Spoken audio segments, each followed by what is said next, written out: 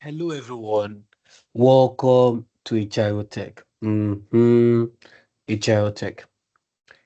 In this video, we're going to be looking at the Cambridge ES Information Technology with the course code 9626. And we are looking at paper 1 theory, right? Paper 1 theory, and we're looking at the first variant, which is 1. So that's 1 1. And it's so good to be back. It's been a while. I know most of you have missed this voice. It's been a while. It's been a while since I did recording and I put it up on the YouTube. But it's really good to be back. It's been a busy season, right? And if you've been following our YouTube channel, you probably noticed that there's a lot of subject from. If our focus has been mainly on the Cambridge AS and A level across chemistry, physics, bio, mathematics. We have amazing certified tutors, and I mean, if you've not, even if you're not in our private classes, I can tell you, I will tell you this for free. You are missing. Go to the YouTube channel, see how amazing these teachers are, and you will not regret it. And yes, we have a new website, agiltech.com. We have a new website, agiltech.com. So just visit, right? I think you probably see the link here or something.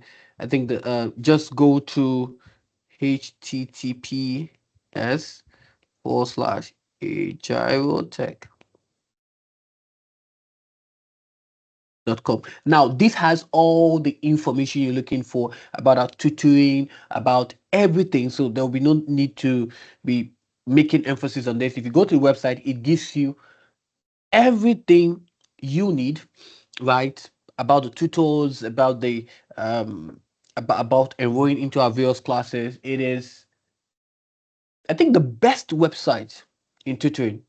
I've not seen such a website in tutoring.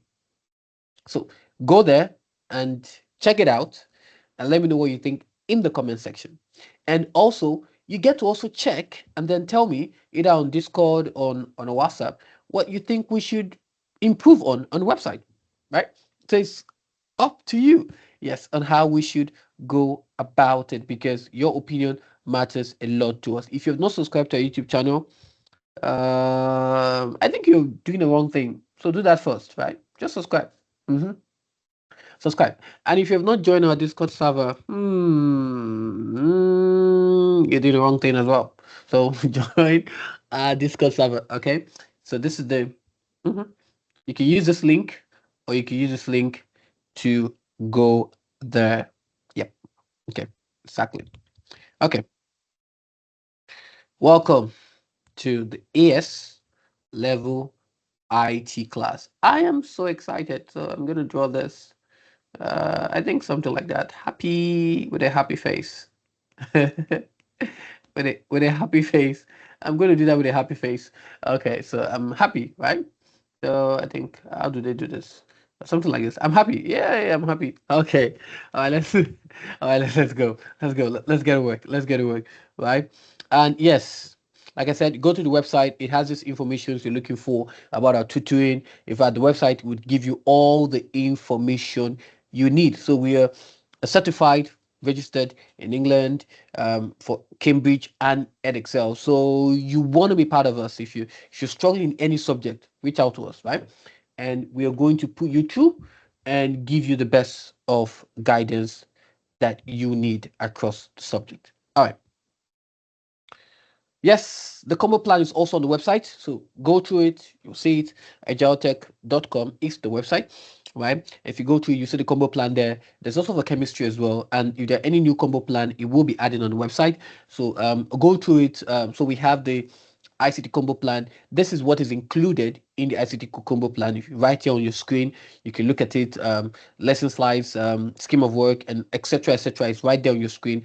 And for now, the price is £80. Initially, it was 120. We took it down to £80. So reach out to the sales team or the academic coordination team at info@agiltech.com or agiltech@gmail.com. All right. So we also have for the ASIT combo plan, and Again, this is £160, but yes, we can give a discount for this, slight discount, because the sales team has said, okay, just make it slight. So it's going to be a slight discount, right? Because at the end of the day, we want you to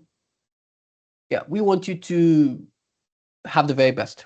Okay, have the very best in your teaching experience. Give your students the best, whether you're going for the ESIT or you're going for the IGCSE ICT, whichever combo plan you're going for, it gives you the very best. Okay, so it helps you to prepare for your classes. We're still working on the A2 IT combo plan. That will be for £200. I think 200 to £20 thereabout.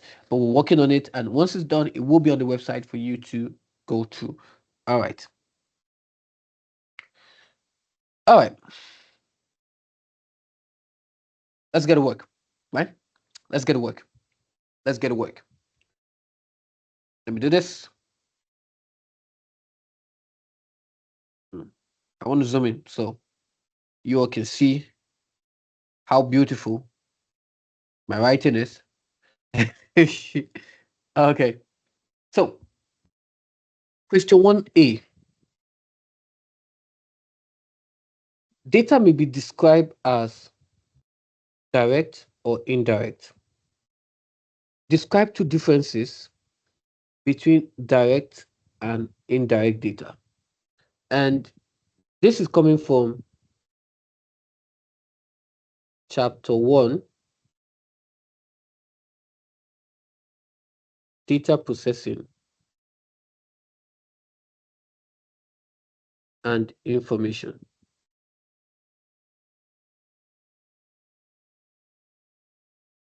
Now, when we talk about direct and indirect data, you remember that data is what? Data are raw facts, they have no meaning. While information is the one with meaning. And data processing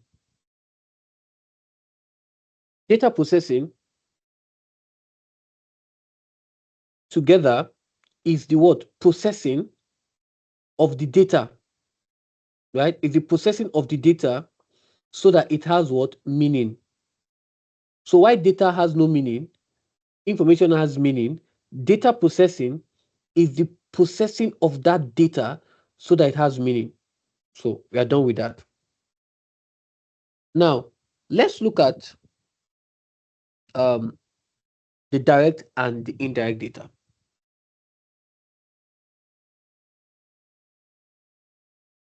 For the direct data, let me put down the point and I'll also explain, is that direct data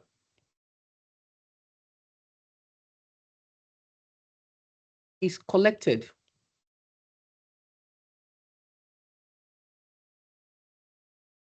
firsthand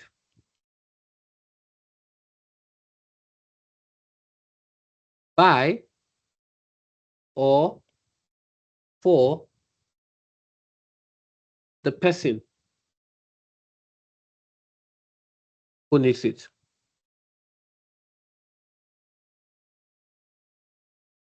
Why indirect data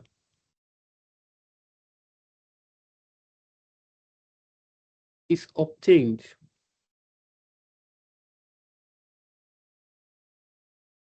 from somebody else or another source.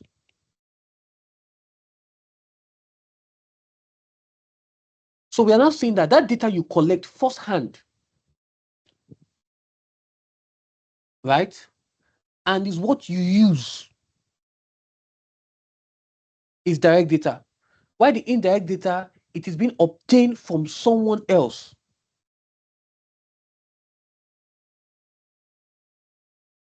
or another source. So an example, right, for this is if a company wants to find out how satisfied its own customers are, it would give the customers what? Questionnaires. right? You know, we have other examples of direct data. How they used to get these direct data? Either they use questionnaires, they use questionnaires, um, interviews, observation, data logging, right? So they can give out questionnaires, right? So the responses collected directly for those customers will be seen as a direct data because the company has collected the data firsthand. If instead the company obtains customer information from another organization that has already collected it, the data would be indirect data because it has come from a third party. Another one,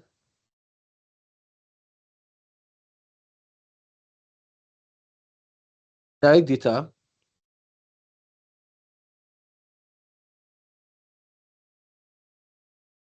is collected for the same purpose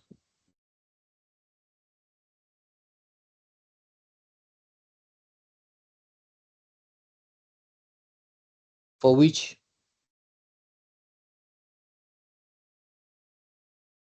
it is going to be used, right? Why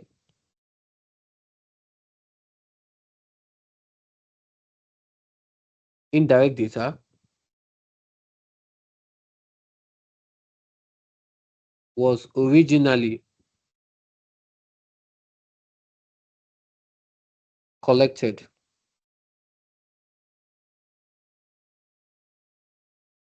for a different purpose.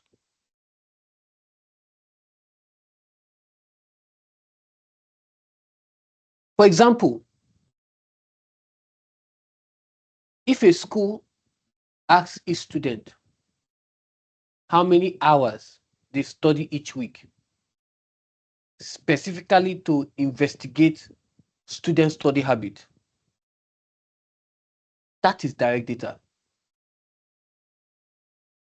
The data is collected specifically for the investigation of the student study habit. If the school obtains statistics from an existing government report and uses those statistics for its own investigation,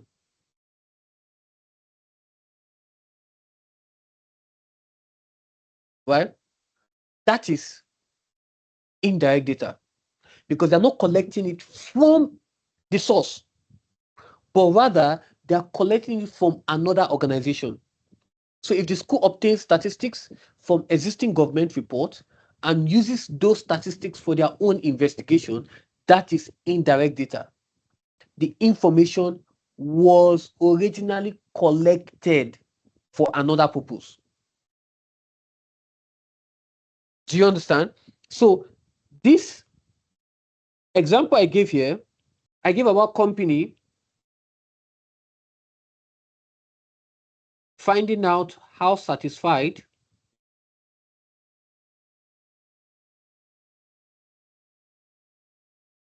the company satisfied about what customers. Just use that. And this I gave an example of what the school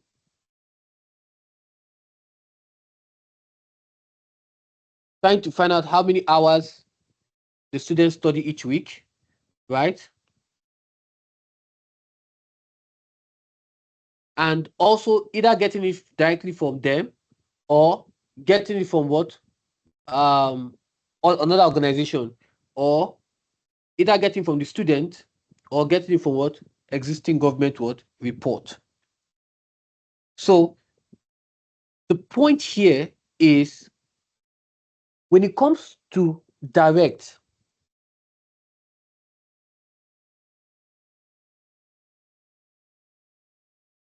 right? I collect it myself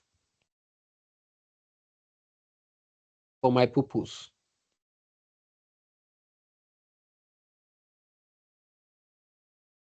Why indirect?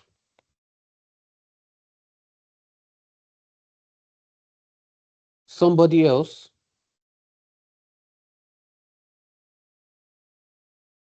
collected it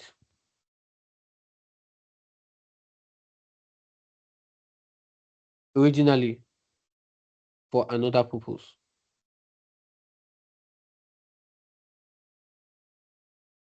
That is what it means. Okay. So now let's move on to the next question.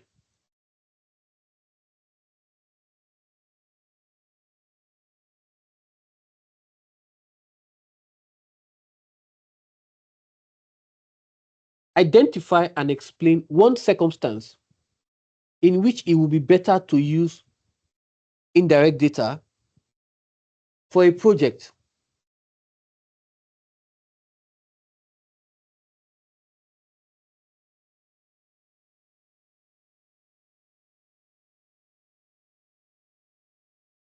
So this is also chapter one circumstance. Chapter 1,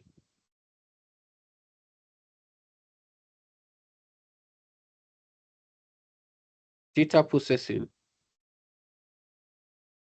and information.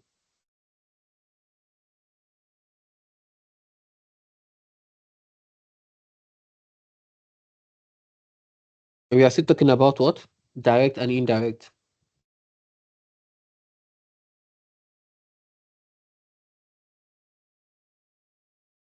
Now, one suitable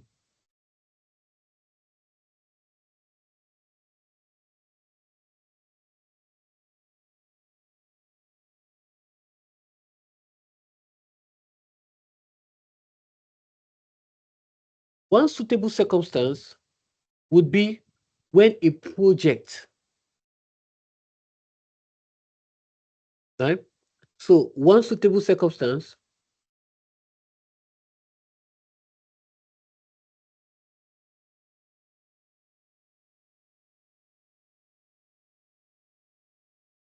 would be when a project requires very large. I think I'm just going to put it there. I say identify, I explain one circumstance. So let me just write it.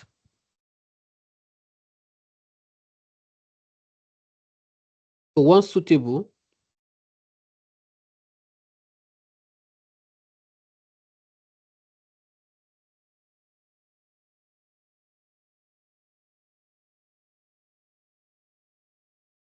circumstance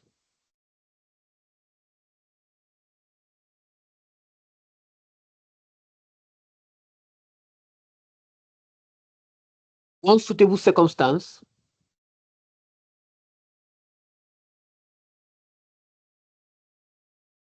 would be when a project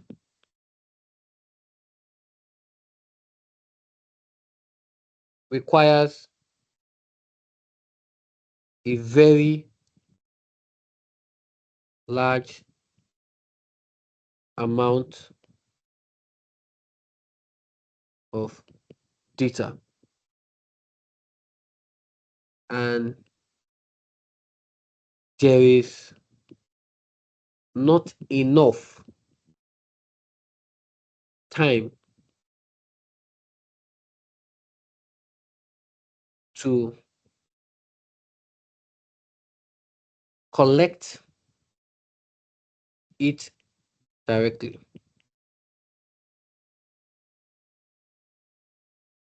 So when a project requires a very large amount of what? Data, and there's not enough time to collect it directly. So, and I'll give an example.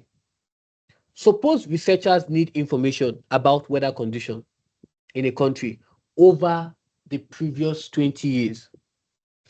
Collecting all this information directly, I mean, would take an extremely long time. And in some cases, would not even be possible because the event have already happened.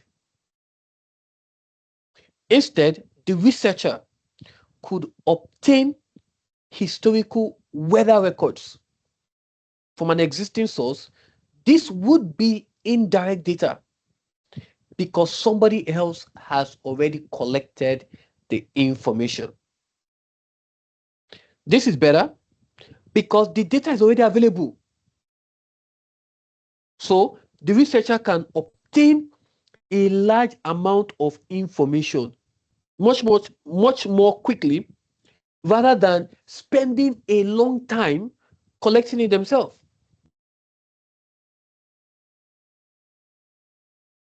We know that indirect data can provide a larger set of data using less time and resources, and that historical data can be available when direct collection is no longer possible. Does that make sense? Right? So this is to identify one suitable circumstance, right? Would be a project when a project requires a very large amount of data. And I've given an example here. So an example would be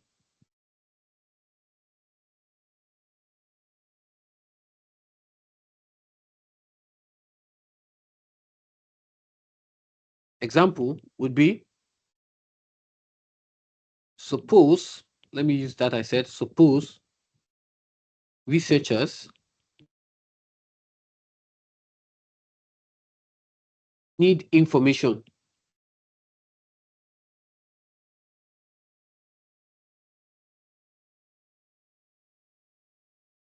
about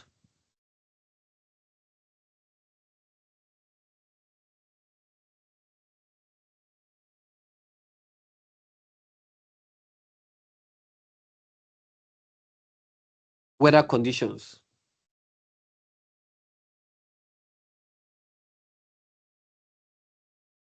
in a country over the previous, what did I even say? Over the previous 18 years? Is it 18 or 20? Over the previous 18 or 20 years. I think I said something like that. Yeah. Well, collecting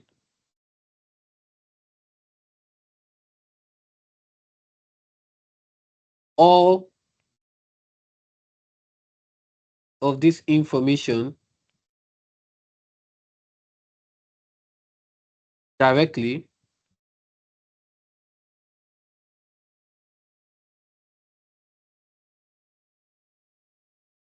would take an extremely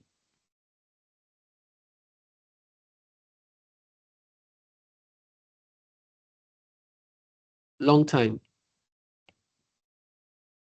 And in some cases,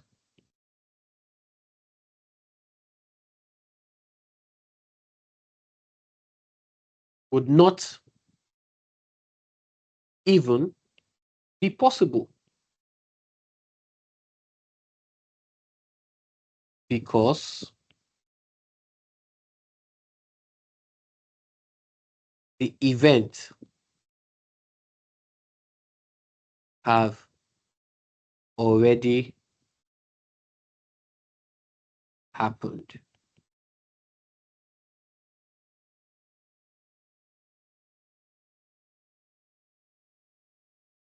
Okay. So instead, the researcher,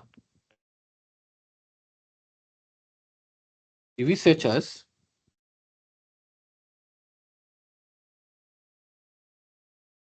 could obtain historical weather records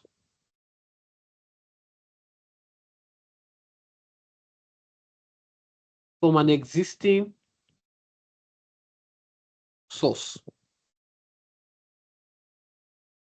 right? This would be indirect data because somebody else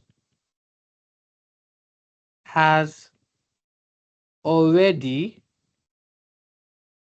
collected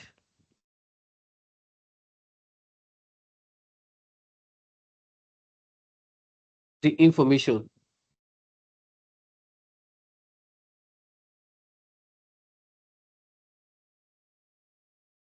This is because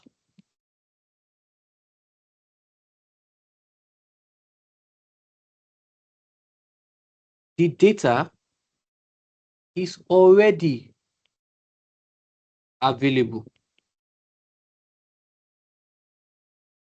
So the researchers can obtain a large amount of information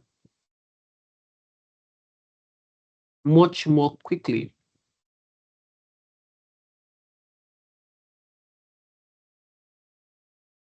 rather than spending a long time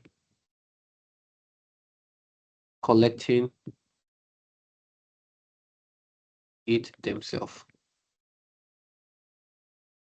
Are we learning? Just let me know in the comment section if you're learning. Okay. Now, so another example, right, could be if the data concerns a dangerous location, right? So indirect data may be more appropriate. For example, if the information is required about conditions in a war zone, right? Directly sending researchers into this area to collect data will be dangerous. There's war going on. Everybody's shooting, and you're collecting information. How many people have died so far? I mean, let's know how many people have died. Okay, 4 people have died. Okay, and you are collecting information. There's a war going on. They are throwing bombs. How many bombs have been thrown so far? You might not live to even record all those information. And you're somebody is shooting and you're doing interview. Yes, so far, how many of your men have died? Okay, this other come up with this time. I mean, come on. It would be too dangerous. It would be too dangerous, right? So existing data from another source could therefore be used instead. Are we learning? Because I needed to explain this, identifying, and then explain. That's what they said. You identify the circumstance. We have identified it here.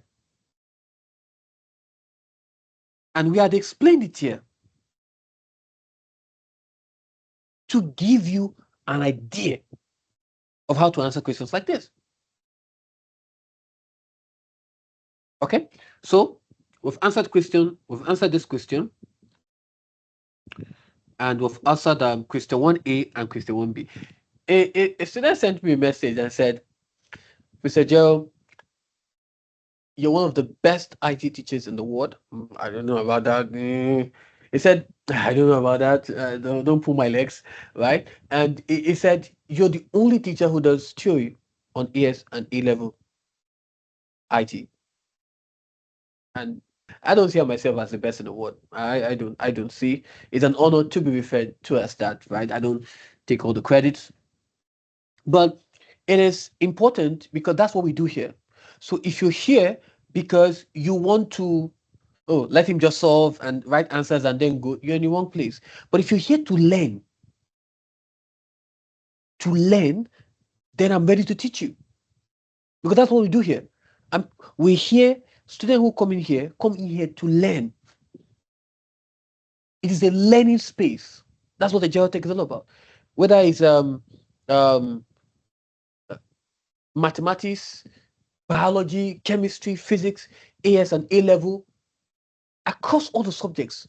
And those we have videos on them on chemistry. I mean, we have a fantastic chemistry teacher. I mean, he has produced 3 students top in different countries. I mean, he's one of the best chemistry teachers you can find in the world. That I can say.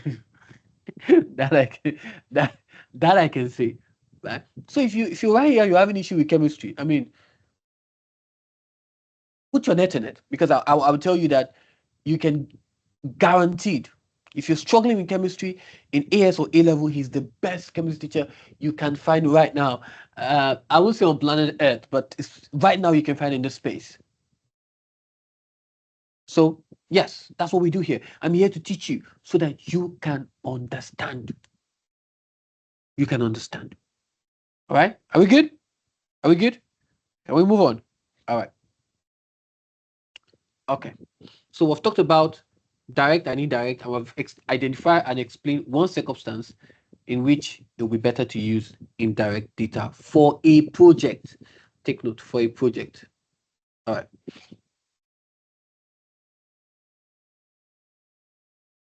Let's move on to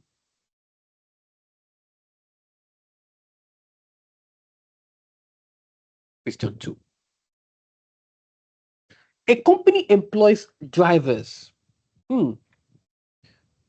Employing drivers. Oh, okay, let me use my blue pen. Sorry.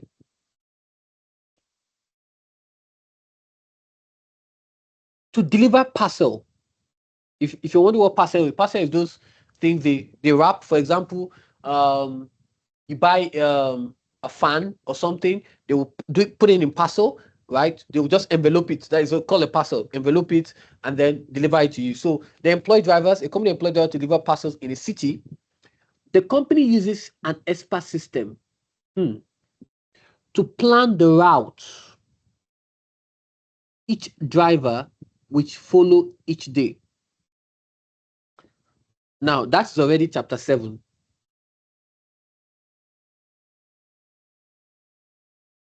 Is it chapter 7? Yeah. Okay, chapter 1, data processing and information. Chapter 2, hardware and software. Chapter 3, monitoring and control. Chapter 4, algorithm and flowchart. Chapter 5, e-security. Chapter 6, digital divide. Chapter 7, expert system. Yeah, chapter 7, expert system.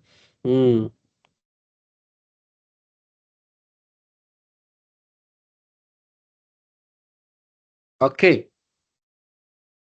Describe how an expert system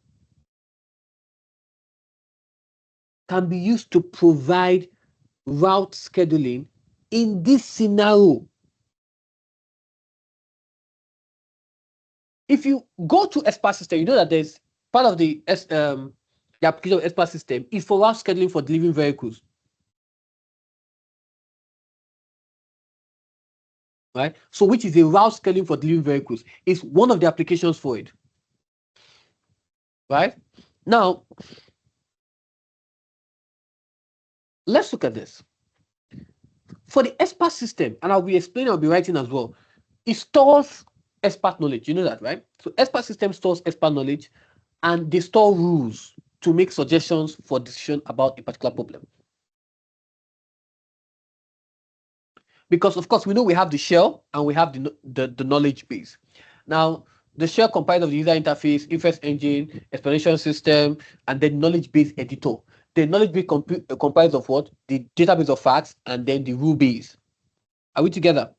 Okay, good. That's why the shell is always reusable. So all you have to do is just attach a different knowledge base and then you're good. Are we learning? Right? So it stores expert knowledge and rules to make suggestions or decisions about a particular problem.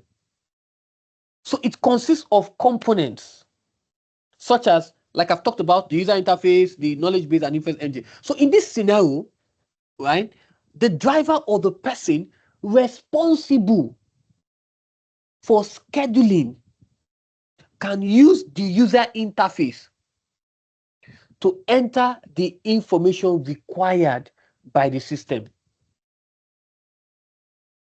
What am I saying?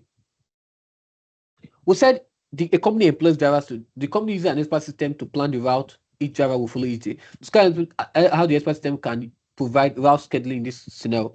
Now, the delivery locations or address for the parcels can be entered into the system, right?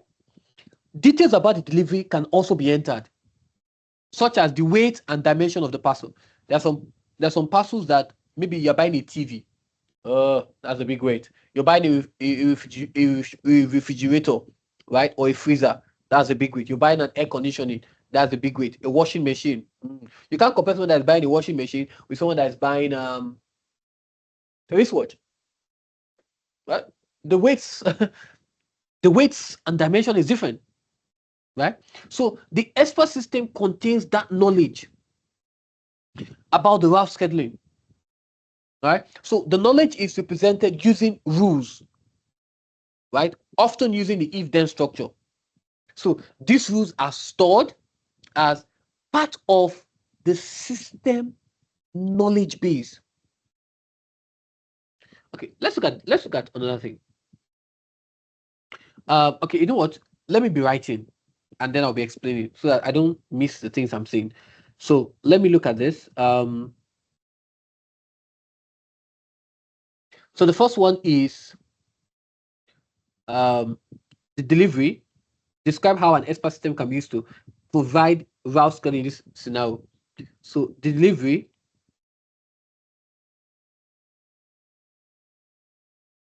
locations,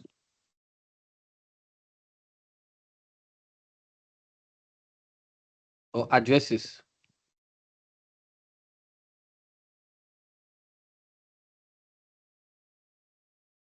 for the parcels can be entered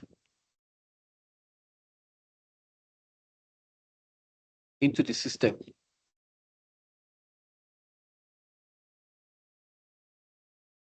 right?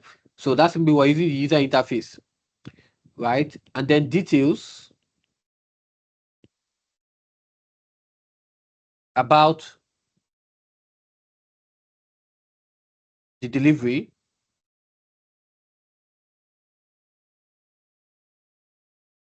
and also be entered, such as weight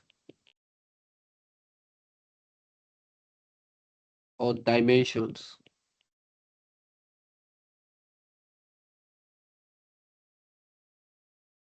of the parcel.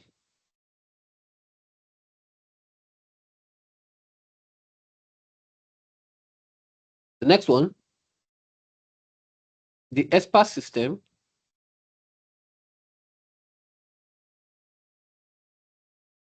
contains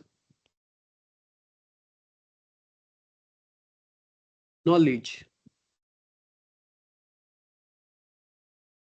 about route scheduling. Because now they said the company uses expert system to plan the route each driver will follow each day. So describe how an expert system can be used to provide route scheduling. So depending on the item they are sending, depends on the kind of route they need to follow. Okay. Now the expert system contains knowledge about route scheduling.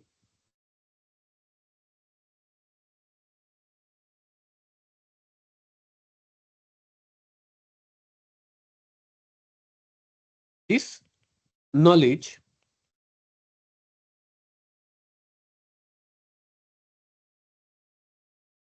is represented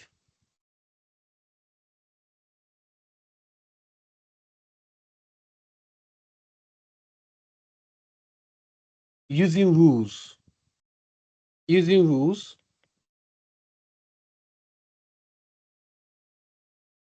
often using an if then structure.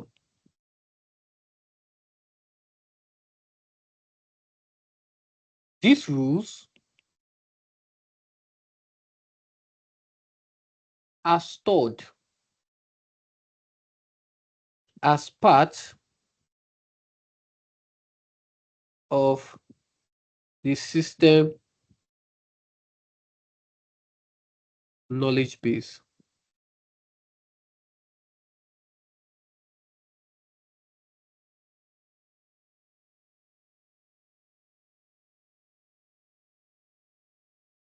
Right? So, and I gave an example of this is a route, a rule could be structured around um, um, condition concerning the available vehicles or delivering locations or delivering what requirements. So the system can then use these rules, right, to determine suitable ways of allocating vehicles or allocating deliveries to vehicles and planning what route. The next one is, I can put that as the next one. So that rules, yeah, I can put that. So a rule could be structured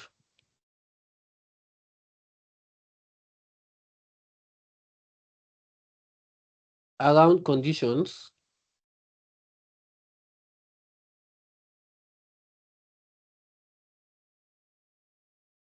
concerning the available vehicles,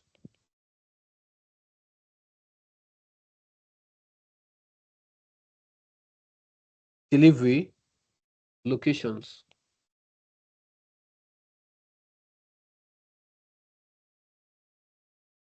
or delivery requirement.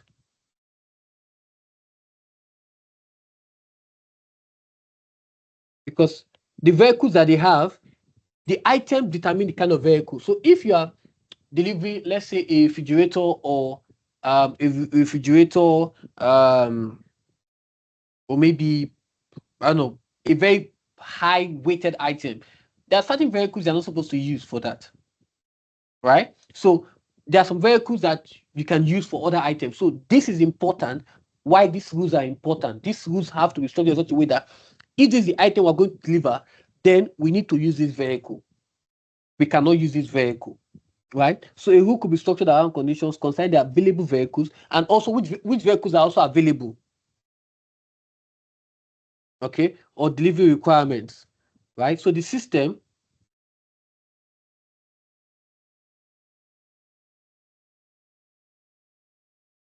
can use these rules to determine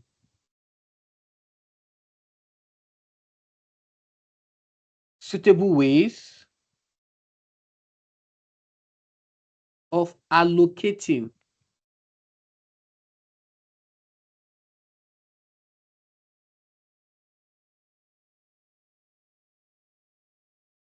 deliveries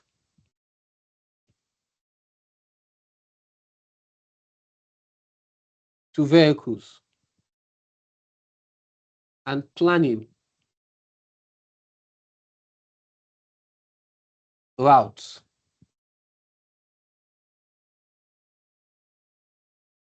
The next one is the inference engine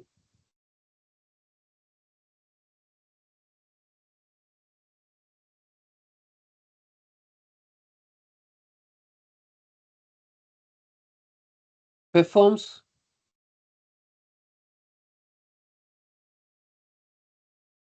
the reasoning.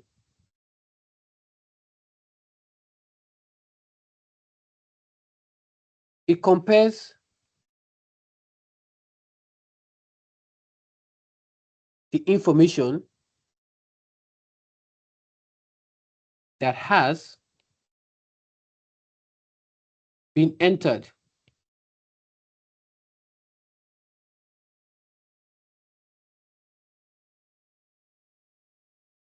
with the facts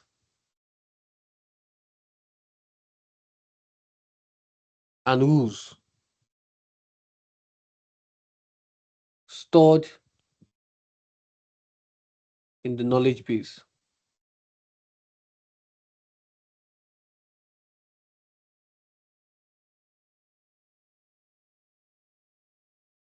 It uses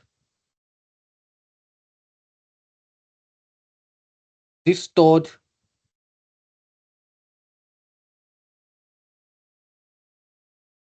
expert knowledge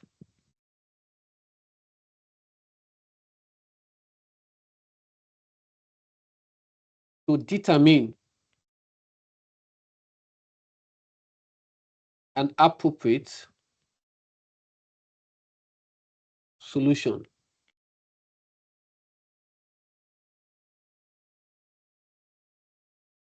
Okay.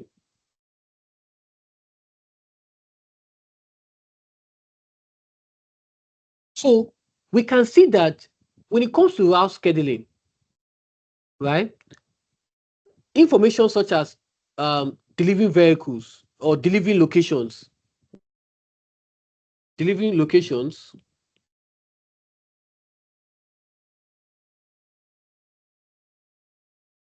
vehicle types,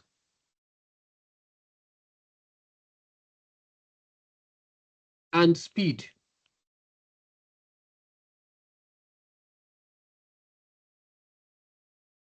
available time, and road constraint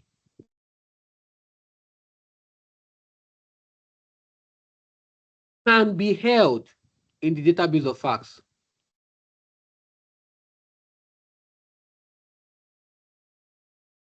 So the system can now examine the day's orders, right?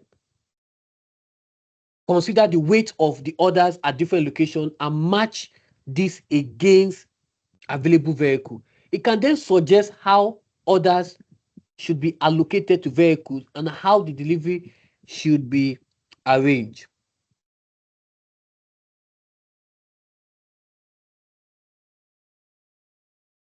right? So that is another point that we can put in.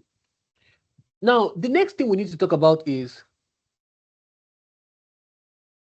okay, let me just put this. Let me put it as a point because this is a whole lot of mark. Let me put this as a point so you can understand what we're talking about here. So information, because I've talked about what um the expert system, I've talked about the rubies, I've talked about the inference engine, I've also talked about the user interface as input. I need to also talk about it as output as well. So let's talk about it. So the information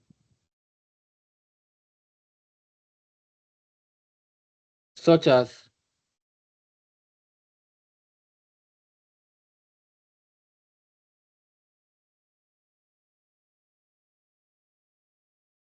delivery location,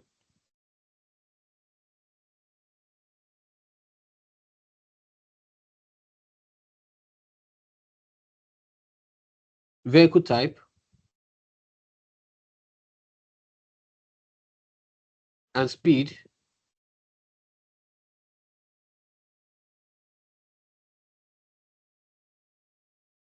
available time, and road constraint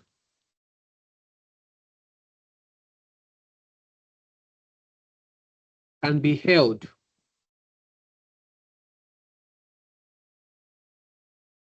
in the database of facts. The system can examine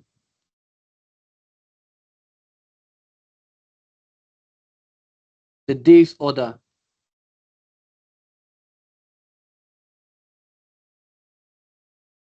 consider the weights of orders at different locations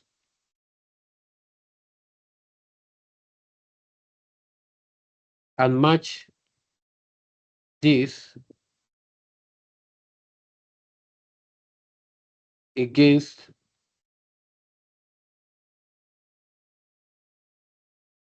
available vehicles.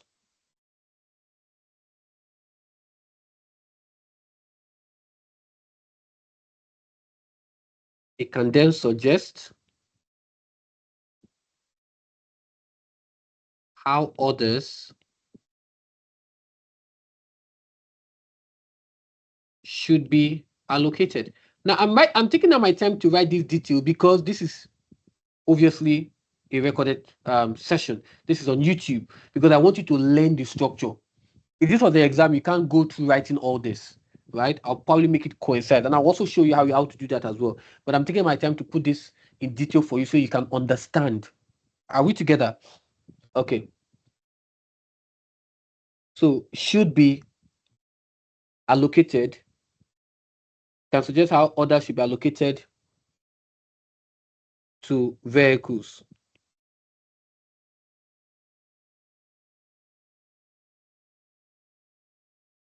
And how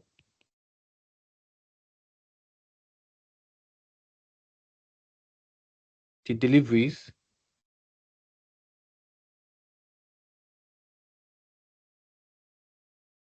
should be arranged. Another point,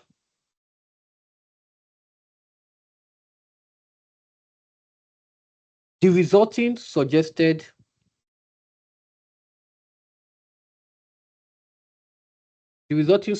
route and estimated delivery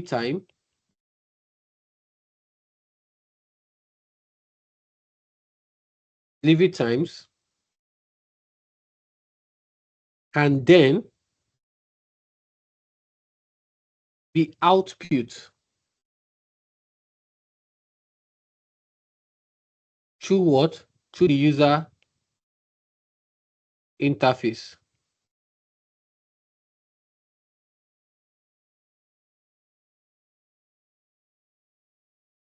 Where the person responsible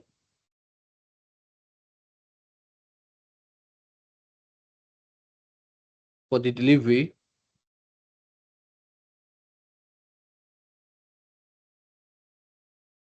can use the recommendation.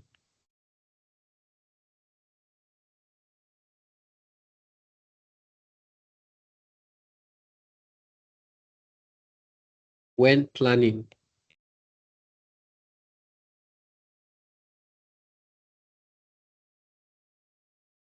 the driver's schedule.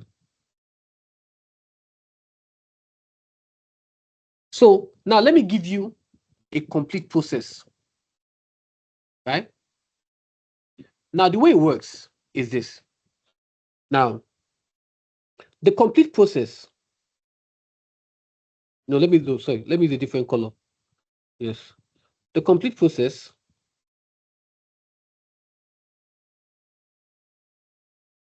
the way it works is we have input, right? Goes to the user interface. We have what? It goes to the knowledge base, right? So the input goes to, right? And there's a rule base.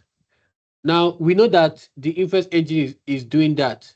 I mean, for this, the inference engine is going to compare, and then through that, it goes to the output. So that's what I've done. So if you want to put this in summary, we can have the delivery addresses are entered. That's one step. We just put this as 1. 2, delivery details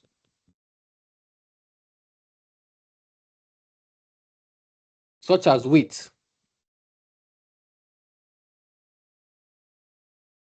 or dimensions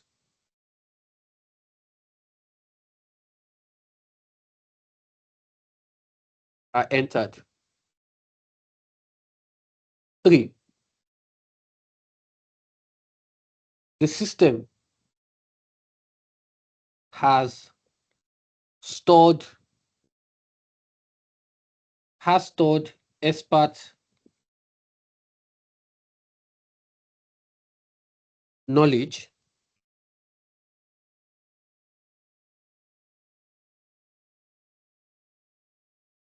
and rules. 4.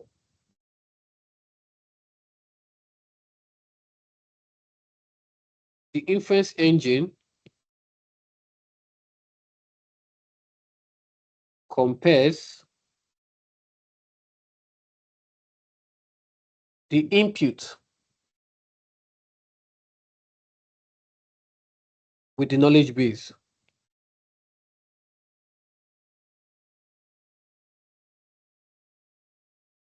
Okay. 5. The expert system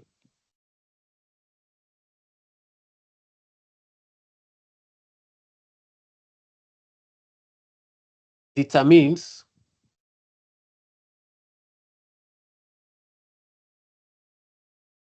suitable routes. And then finally, 6. Suggested route and estimated delivery times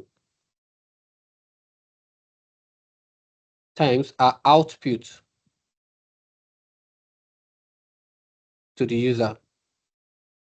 So if this was an exam, this is what I would do. But I wanted you to understand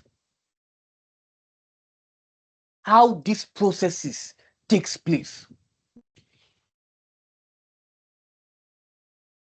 Are we learning? So this is the process in which it takes place. From the delivery location, right? You see, it's an 8-marker question. So you have to describe how that expert system, because it employs drivers to deliver parcels to cities. And this is something that happens. Somebody will deliver a parcel to you. So then the expert still needs to plan the route each driver is going to take. That will be shorter. Okay, if this person is going to this particular city, which route is it going to take that will save fuel and save cost? And we also need to know the weight of the item that's going to be delivered. We need to know the vehicles that are available.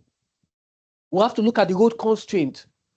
All these things are vital in planning to know the route. Right? Now, it's important for you to understand that the expert system can either use a forward chaining or a backward chaining. And sometimes a combination of both. We know that forward chaining is what? Drop in the comment section. Forward chaining is what? What kind of is it data driven or goal driven? Forward chaining quickly 10, 5, okay. Data driven. Forward chaining is data driven. And then backward chaining is what? Is a goal driven. So for route scheduling, you need to understand that using the available facts and rules to help arrive at an appropriate scheduling solution, right? And this is why when you have a class with me, we get to explore all this. Okay. All right. That's enough talk. Wow. That was long. That was long. Okay. Let me just move this here. Okay, let's move into this.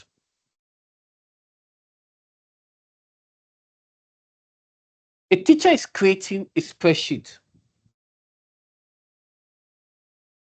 Describe 2 ways a teacher is creating a spreadsheet Describe two ways in which the spreadsheet can validate data at the input stage. So this is what chapter 8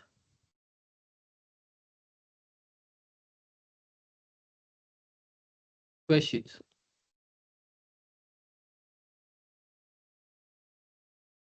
And under this, we're talking about validation rules.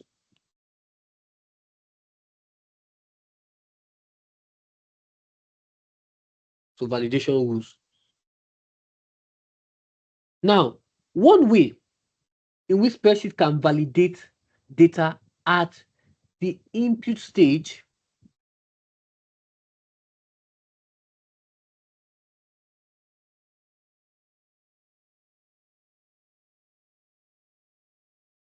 is to use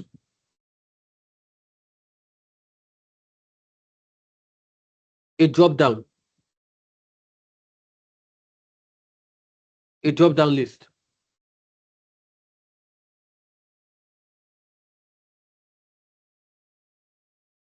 Okay, is to use what? A drop down list. Now, spreadsheet can restrict the user to select a value from a predefined list.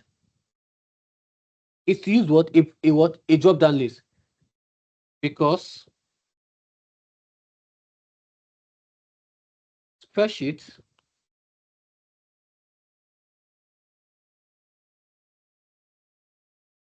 can restrict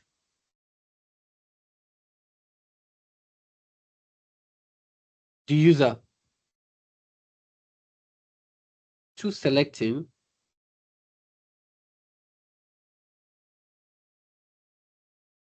a value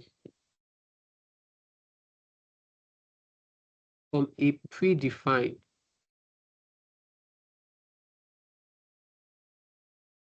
list. So, for example, if the acceptable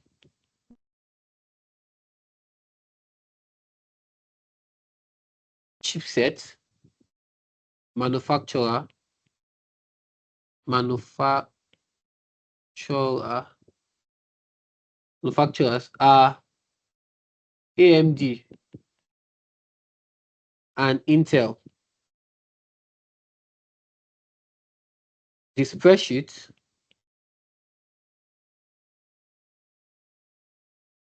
can provide a drop-down list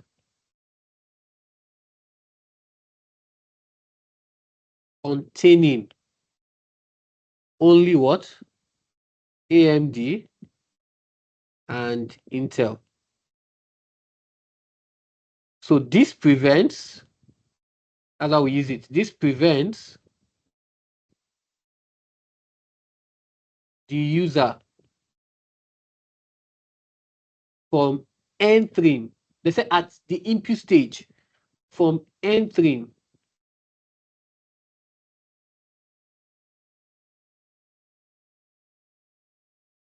another value that is not permitted.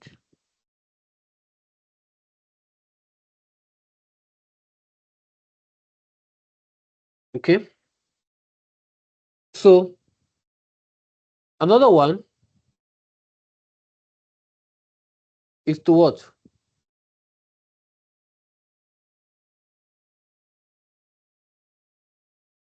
Restrict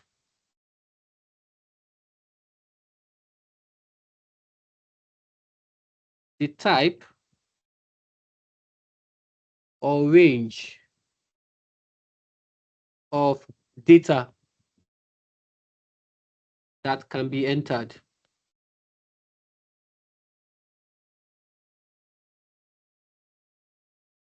Okay. Example, if student test score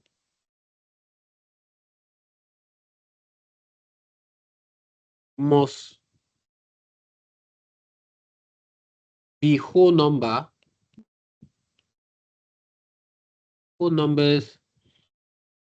between 0 and 10. For example, the validation rule can be set to accept only whole numbers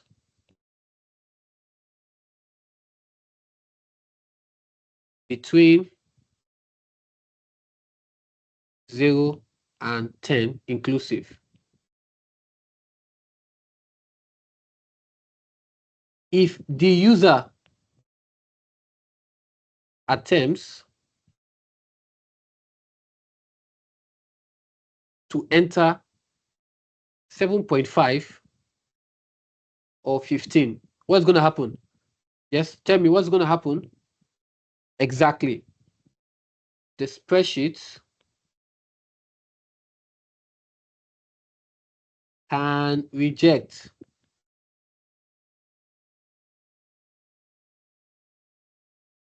the entry. Okay, so there are other methods that you can use, right? You can other ones could be requiring a value to match the value in another cell, or you could probably restrict times. You can also be restrict the length of text. Okay, you can also restrict the length of text. You can also restrict date. Okay, let me just put those ones. Others. Let me use different color for others just to explain what I'm saying. So for others, no.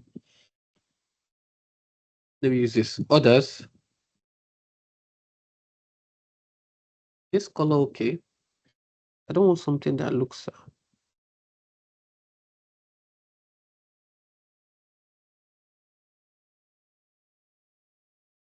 Yeah, I think this is okay. Let me use this. Let's see. Experimenting. Okay, not bad. Nice. So for others, not bad. So for others, we have restricting dates. We have what did I say again? Okay. We have restricting times, right? We have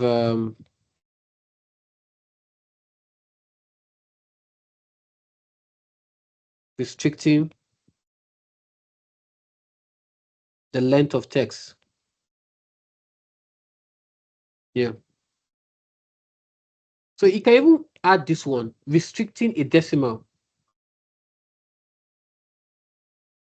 Yeah, well, let me see. Restricting a decimal.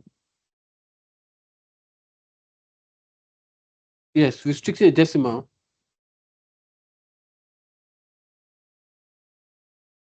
Restricting a decimal value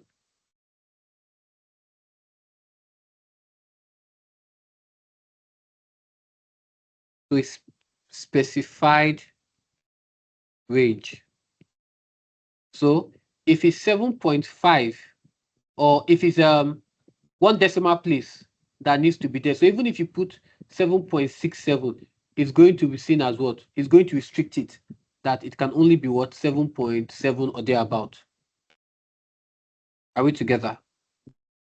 Okay. Yes. Okay, so let's move ahead. This spreadsheet will include both absolute cell referencing and relative cell referencing. define the term absolute. Now let's look at the first thing. Of course, this is okay. Let's start. This is also chapter 8.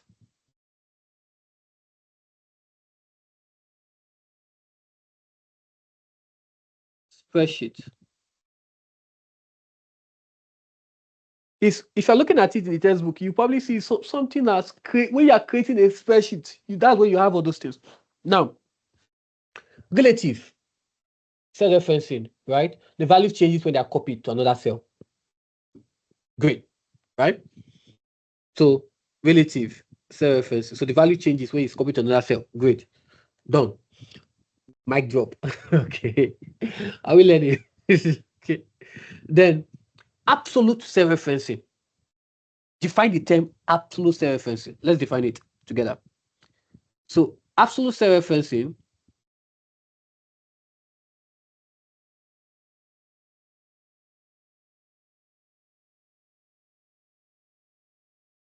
is a cell referencing or a cell reference. Cell reference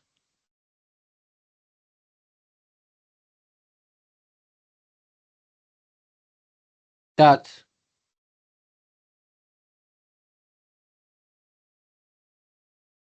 does not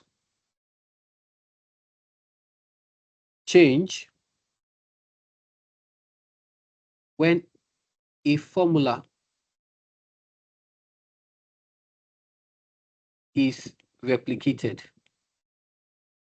You know, relative change when the formulas are replicated. Before, if it was A2, if you replicate to the next one, it will change. If it was A2, it will change to A3, right? Something like that. If it's B1, it will change to B2, right? Okay, but absolute does not change. That does not change when the formula is replicated or copied to another cell.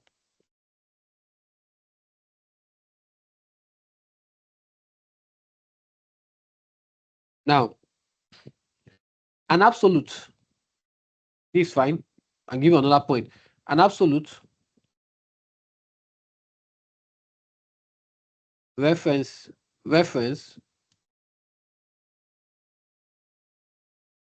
can be created by placing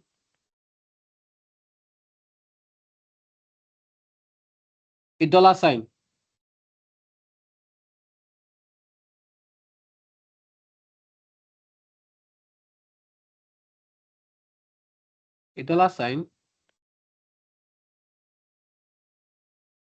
or let's just do this by placing a dollar sign, put dollar,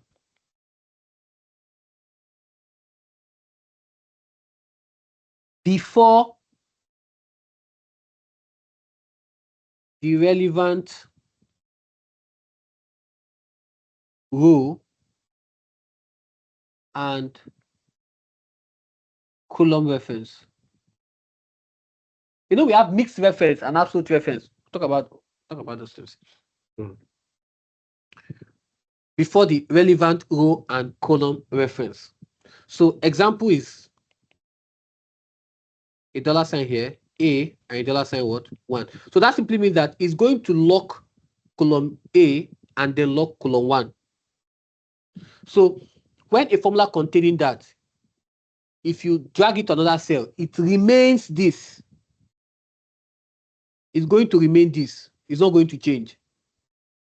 Now, this is useful, right? When a formula needs to continue referring to that same fixed cell. So even though you multiply it or whatever, it still remains that's the same. So, conclusion, I'm done, but can't leave you like this. So, important distinction.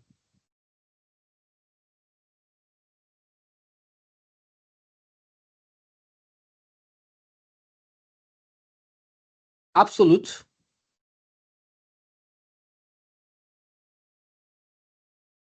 stays what? Stays fixed. y relative changes when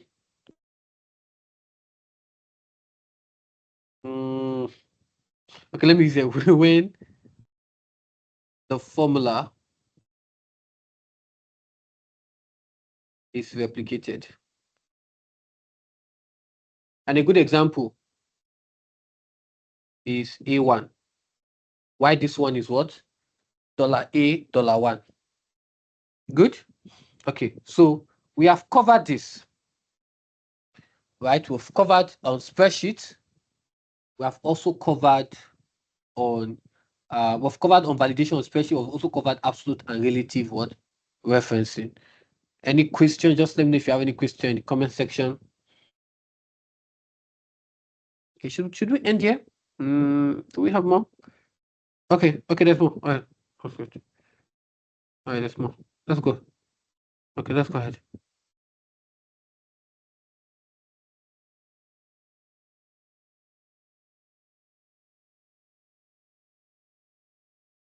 Identify and explain one benefit. Oh, great. One benefit of using what? Relative what? Cell referencing when creating a spreadsheet. So we're still on what?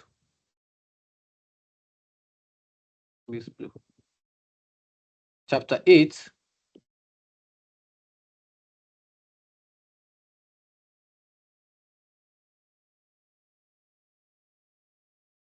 Spreadsheet. So we have to identify what? And explain one benefit. So let's talk about that. So one benefit is that it reduces for relative, it reduces the amount of work needed to create formulas. They said, identify and explain one benefit of using relative referencing when creating a spreadsheet.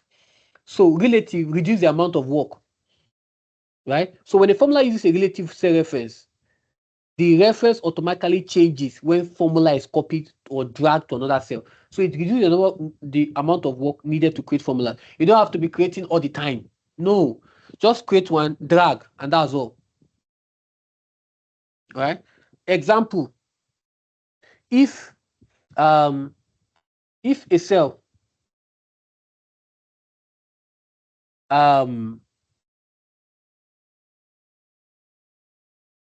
okay, let me explain this. It is the amount of work needed. Let me explain that. So when a formula uses relative cell references,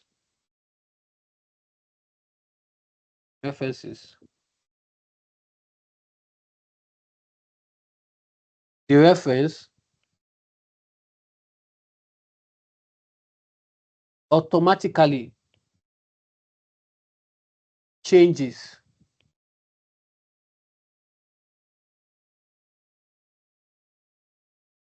when the formula is copied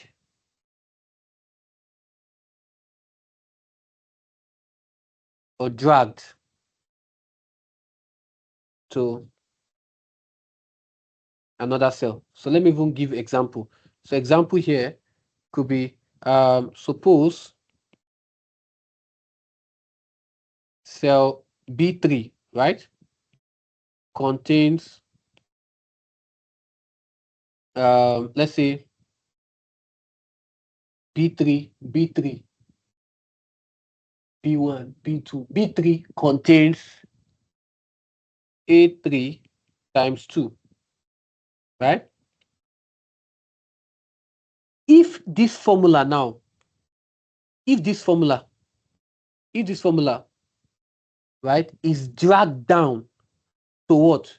To B4. If we drag it now to B4, right? It's going to change to what? It changes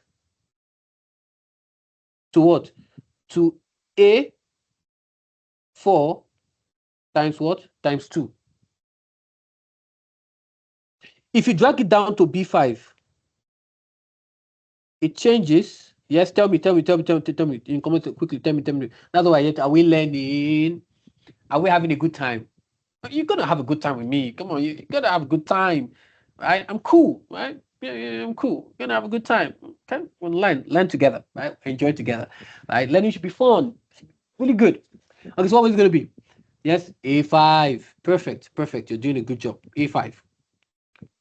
Right? So that is the idea. You get it. Right? So the formula only needs to be entered once. So take note, I'm going to write it down.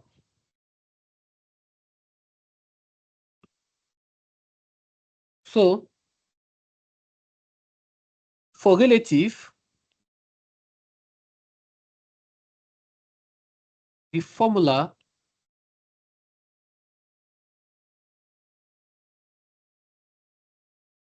only needs to be entered once and can then be what? Replicated throughout the required range. So you know these things, it's just to put them in words, right? So that is why it look at what I said, reduce the amount of work needed to create formula. Now, this saves time and reduce the numbers of formulas that have to be typed manually. That's why. So that's what. So for relative, the formula only needs to be entered once and can then be replicated throughout the required range. This saves time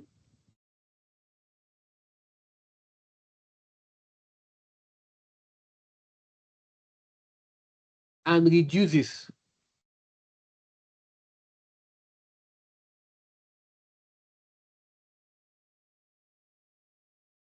the number of what? Formulas that have to be typed. That have to be typed manually.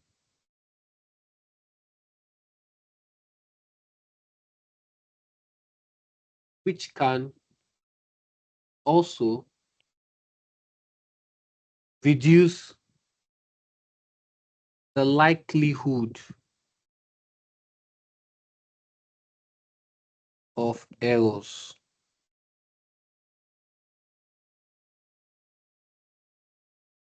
When entering what? The formulas. Okay.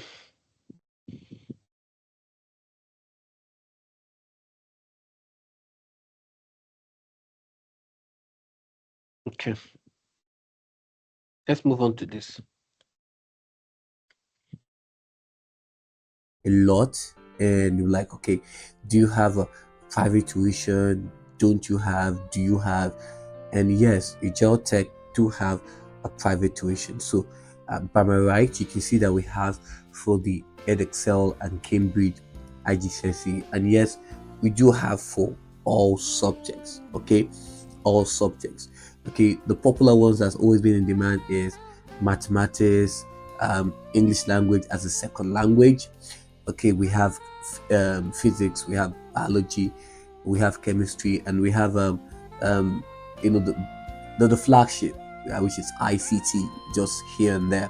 We also have business studies. So if you're interested for a private tuition, um, I think all you have to do is send an email to the sales team at ajirotech@gmail.com, and they would reply to you, talk about your time zone, talk about, and the fee is really quite affordable. Really, it's really quite affordable. It's when you look at it across other tutoring service. I think this is the one that's quite affordable and you get the very best of service.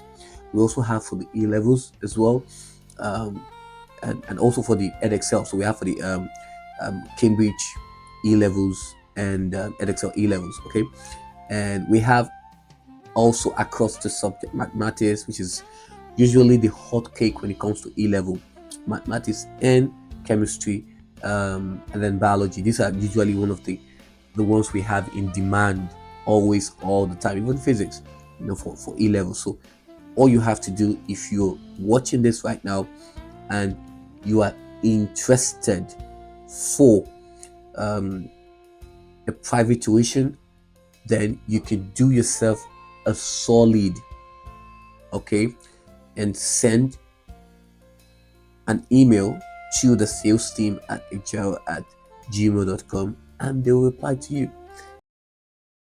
The teacher has used the following formulas in a cell, right? So if C2 is equals to dog, there's a nested if D2, okay,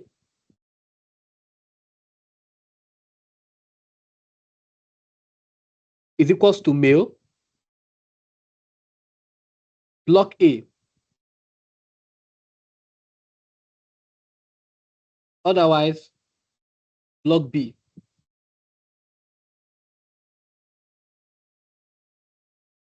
If D2 is male, block C. Otherwise, block D. Discuss how the spreadsheet will produce the result to be displayed. Of course, this is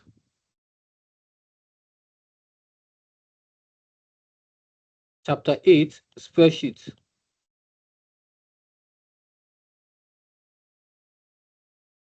Now, what do you notice here? This is what we call the if function and then nested if function.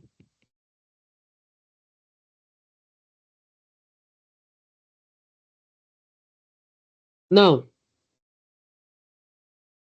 let's start with this. Let me start with this. I want to start with this.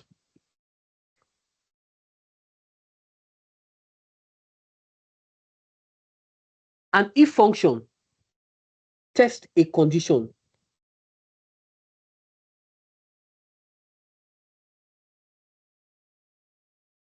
and produce what? One result.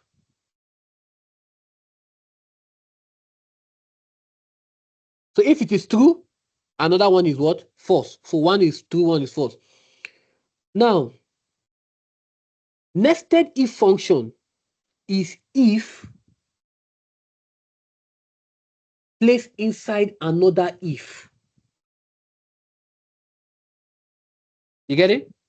So it's if placed inside what? Another if. So let's look at this. The formula is first going to check the content of C2. So let's describe how the spreadsheet produces results. So first, the formula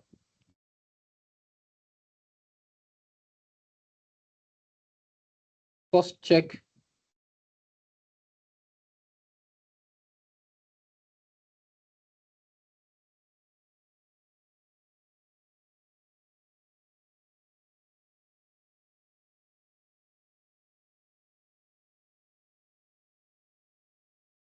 first checks the contents of what? Cell C2 first. So that simply means that it's going to, the first condition is going to check if C2 is a dog. So the spreadsheet is simply asking, does C2 contain dog? That's what the spreadsheet is asking. Does C2 contain what? Dog. So if C2 contains dog. That simply means that, so if C2 contains dog, the first condition is what?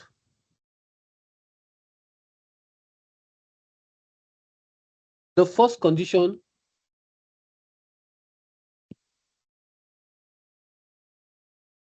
is 2. So the spreadsheet moves into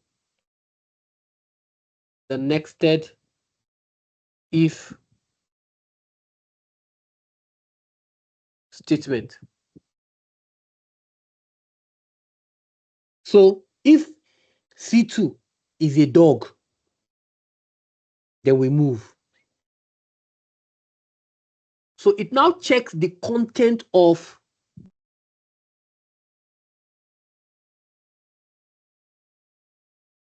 it now checks what? So if C2 contains dog, it now moves to the next nested if statement. It now checks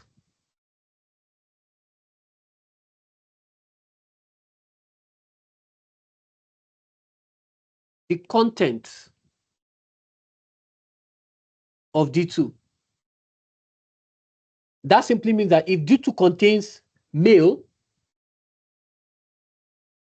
the result display is what? Block 1. If it does not contain male, block 2. Block A, I say block 2. Block B. So if it does not contain male, block B. If it contains male, block A. Does that make sense?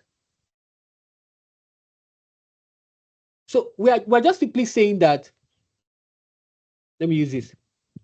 C2 is equals to dog plus D2,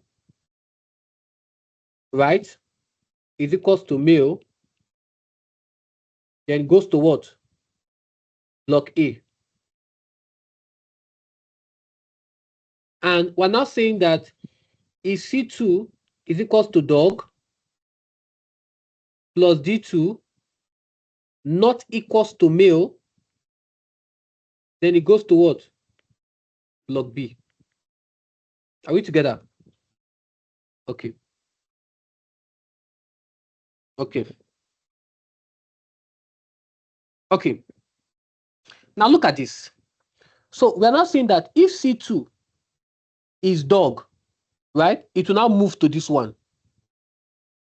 That if you notice there's no close here, it moves to this one. And then you have the close here. This one is closing this, while this one is closing this. So this is done. Now, if, let's move to the next one.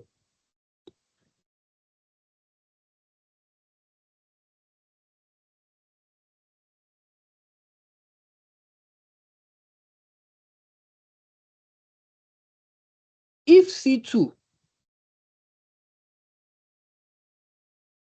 does not contain dog,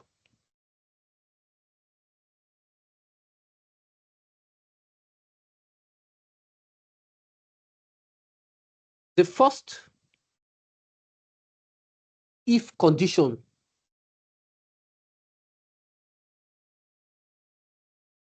is false.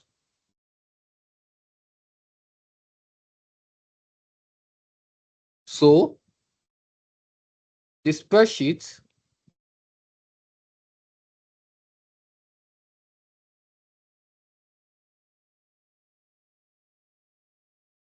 moves to what? To the second nested if. So it's going to move here. So if this one is not it, it's going to move here to this if.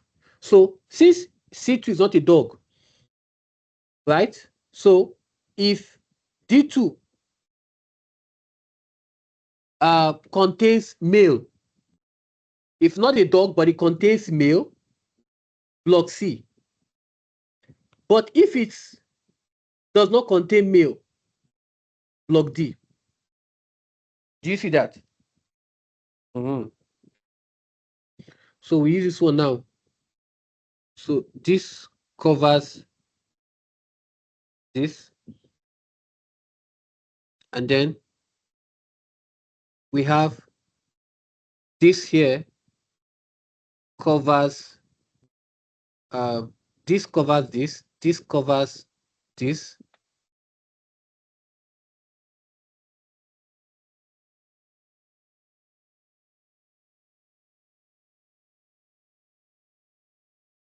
and that's all. So this covers this.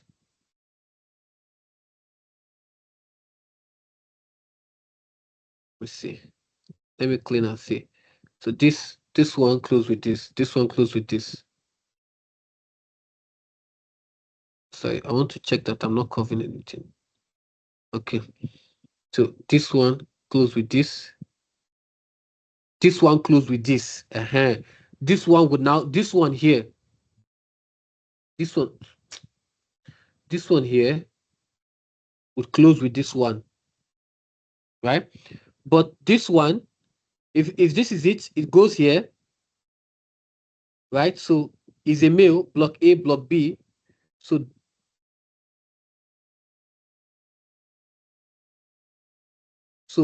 this one here, close this one. You can see there's a close here. Sorry, let me erase everything so you understand what I'm trying to say. I've already explained the that ones. So I'm not saying that. Look at the close here. This one closes this one. This one closes this one. This one closes this one. This one closes this one, and this one closes everything else. So I'm not saying that if C2 is a dog, move to this one. So if it's a male, block A. If it's not a male, block B. But if it's not a dog, move here to this, right? Move here to this place. So if it's now a male, right? Block C. If it's not a male, block D. You get it now? Mm-hmm. So the spreadsheet moves to the second nested if. Okay.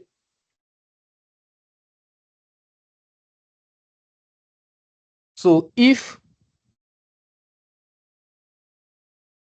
second nested if, which is this one here, which is this one here. So that simply means that no need to write it. Moves to the second nested if, right? So if D2 contains male,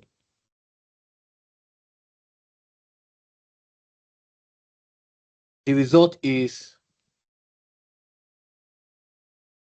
block C.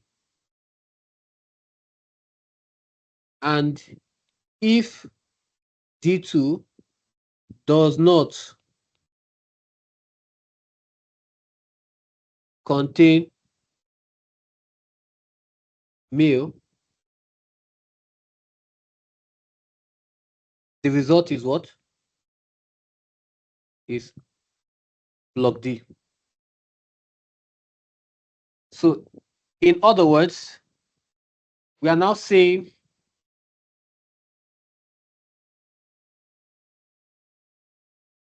in other words, let's do the conclusion here. Conclusion.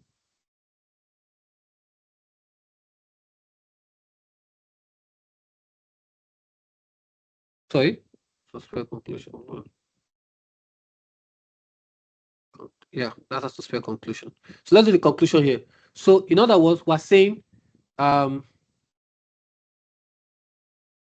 let me use this one for the first one. We're saying this is conclusion for everything. So we're now saying that the one I've done before. So let's go to one I've done before. So if C2 is equals to what? Dog plus D2 is equals to male, go to what? Block A, right? But C2 is equals to dog plus D2 not equals to male. Go to what?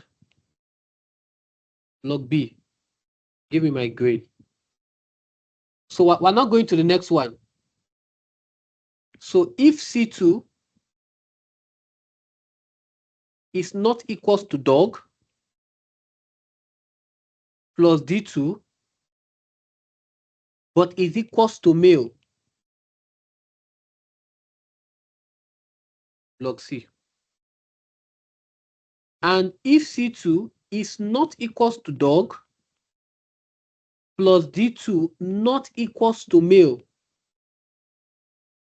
Yes, tell me, block what?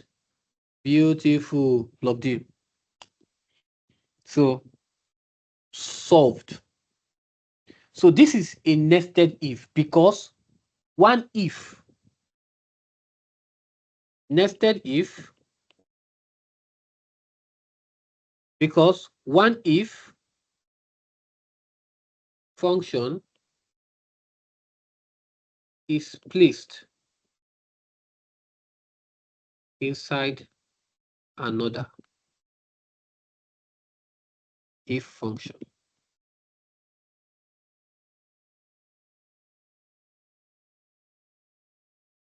Okay, so this is how to do questions relating this. Hope we are having a good time. We having a good time? Are we having a good time? All right. Okay. Let's move on.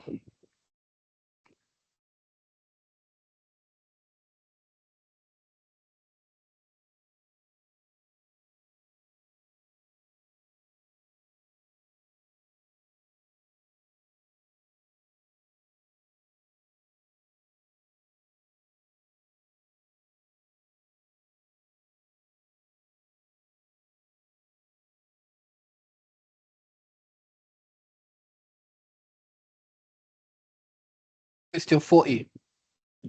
Computer models make use of what if analysis. Describe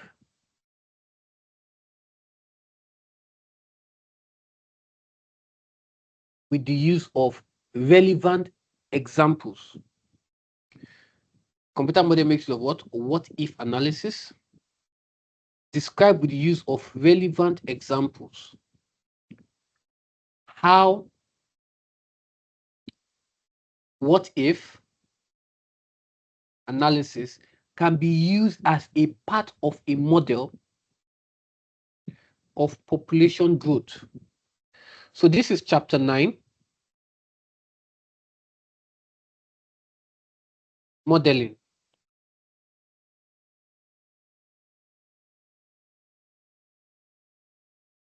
And under modeling, we're looking at what if analysis and then using the what if analysis. It said describe with the use of relevant example. Now, the first thing we need to understand is they say computer models make use of what if analysis. Now, what is even this what if analysis? Now, let me explain this. What if analysis allows different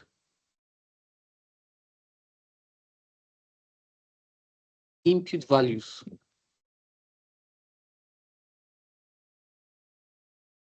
or circumstances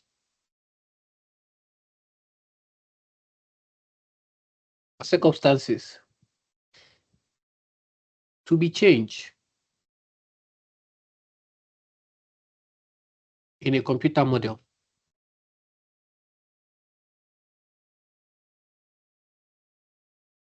so that the effect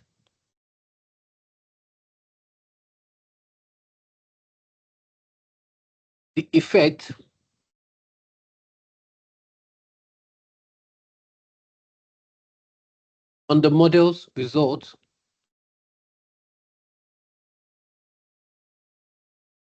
can be observed.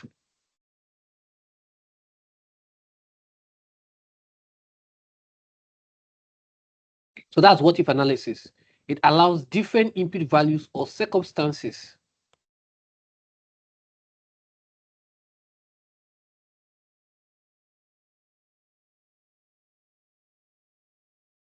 to be changed in a computer model so that the effect on the model result can be observed. So you are trying different things and then you're watching and you're observing the results as they are changing. So let's talk about, so in a model of population growth, different variables can therefore be changed to investigate how the population might change. So let's look at example 1 with relative example. Okay, so let me just do this. So first example is what? Okay, describe. Let me just do this. Example 1, yeah. Rate of birth. Things are talking about population growth, right? So rate of birth is one example, right? So this model could contain a variable representing the birth rate, right? So the user could increase the birth rate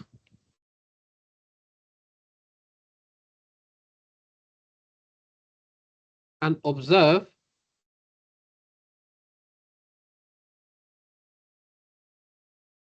what happens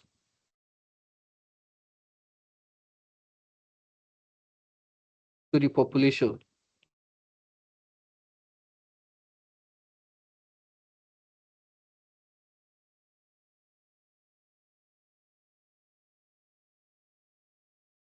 Right? And now I gave this example here. So if the birth rate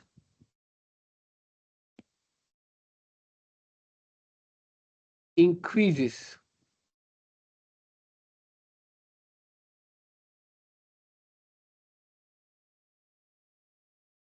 if the birth rate increases, the model can show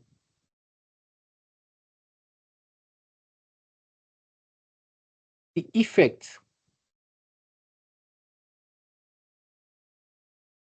of having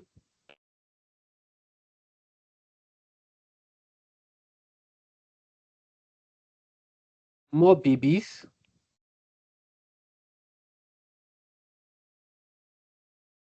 entering the population.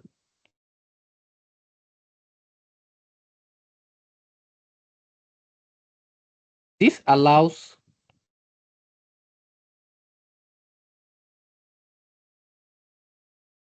the user to investigate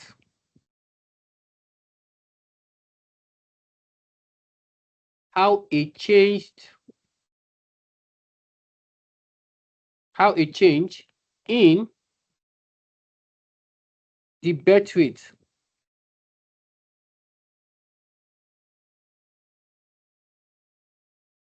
could affect future population level or levels. Hmm? The next one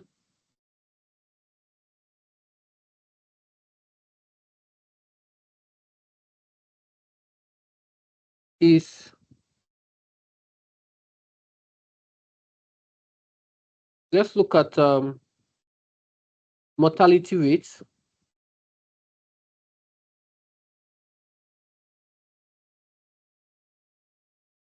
right? The user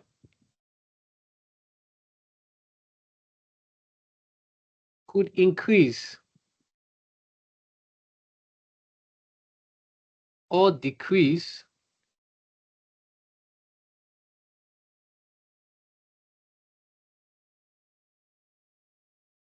the mortality rate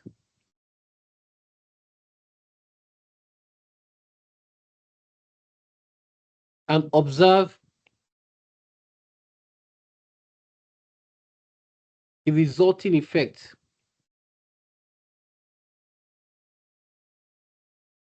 on the population.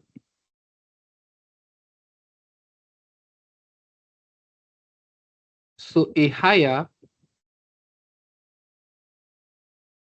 mortality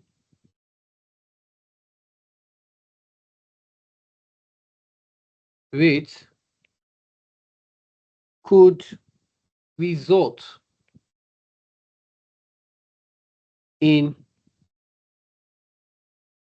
fewer people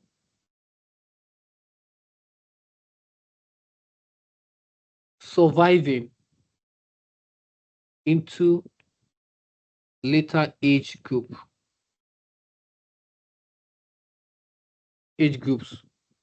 which affects the overall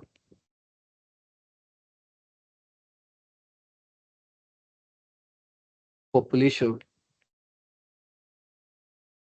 and its future growth.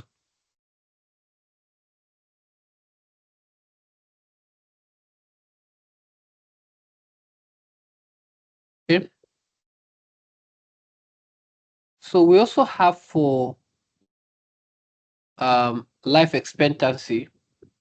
So for life expectancy, if people live for longer, right, there will be more people remaining in the population for longer period. So the model can therefore be used to now investigate the effect of increasing or decreasing the expectancy. It could also be change in infrastructure, such as changes to school, hospitals, access to water.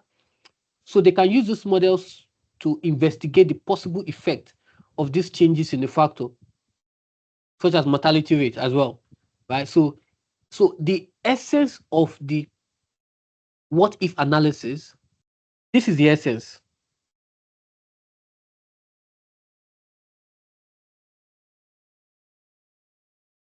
of what if analysis. So you change an input variable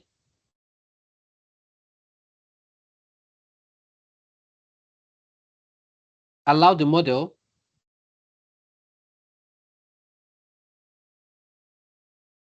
to process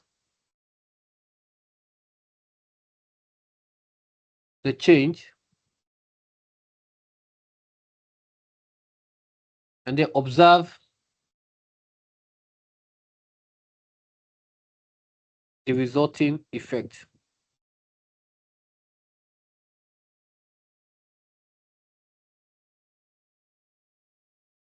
Okay, so let's move to the next one. Evaluate the use of a computer simulation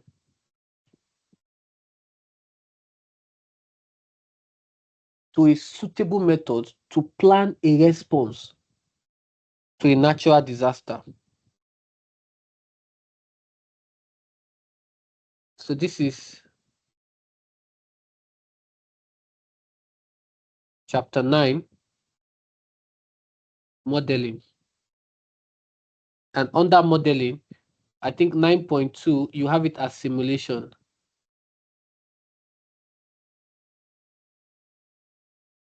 And then you see it under natural disaster planning. So we're going to evaluate the use. So we're talking about evaluating, we're talking about both advantages and disadvantages. Now, I want to ensure that because there's going to be a lot of writing. Oh, we don't have that. I'm going to do a lot of talking then. So let's start with this. What is a computer simulation? A computer simulation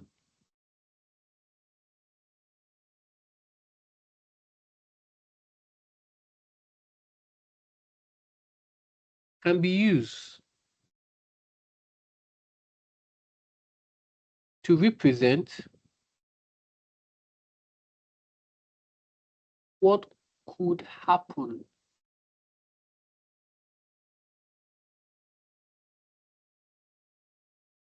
in the real world. Used to represent what could happen what in the real world. So for natural disaster planning, a simulation can model the possible effect, can model the possible effect of a disaster before the disaster actually occurs. So simulations can be used to represent phenomena such as the flow of what? Flood waters and debris. Computer modeling can therefore help people understand and analyze natural disasters. So you can see the role that each of them play. What simulation play and what modeling play.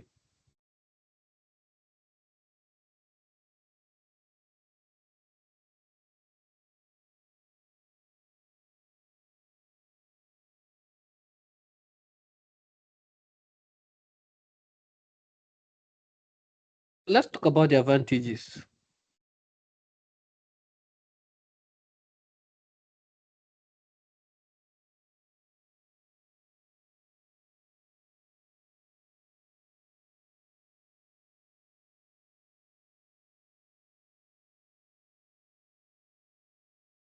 The advantages.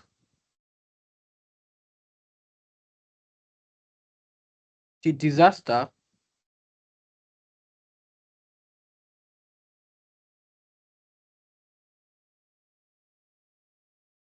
does not have to what?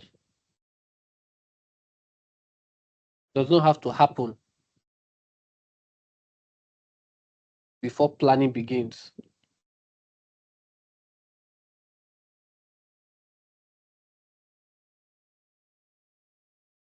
And this is very important, right? Begins. And this is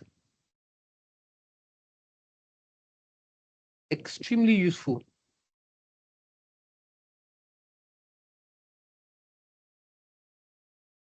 because emergency planners do not have to wait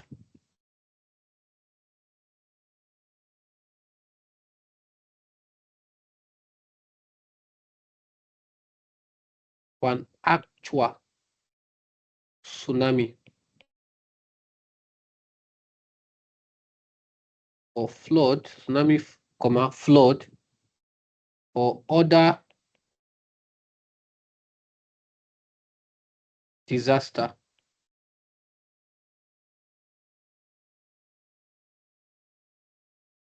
before testing their plans.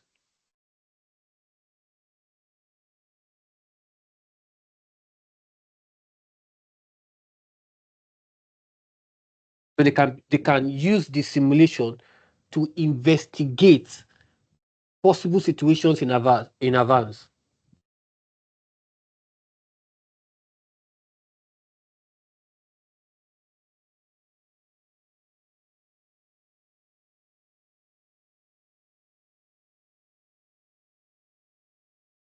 Possible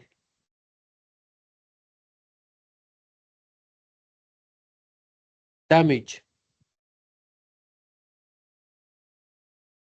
can be investigated. So a simulation can show possible impact and damage caused by the disaster.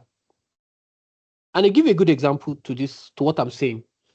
Planners can investigate which areas of structure might be affected by, we're talking about natural disasters.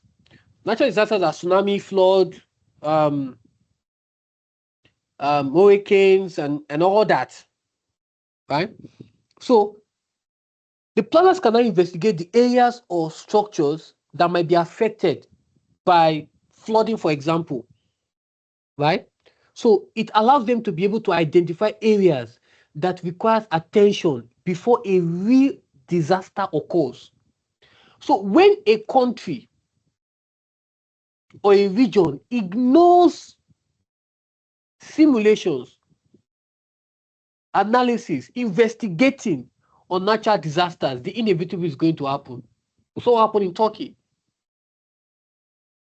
So what happened in is it Venezuela or Colombia?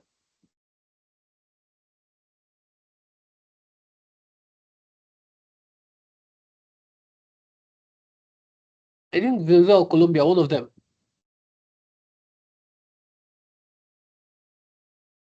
So what happened in the US? One of the states in the US. So you saw what happened in Los Angeles, California. I think it was popular. There was a weed fire everywhere in a part of LA. I mean, when you don't carry out this, the inevitable is going to happen.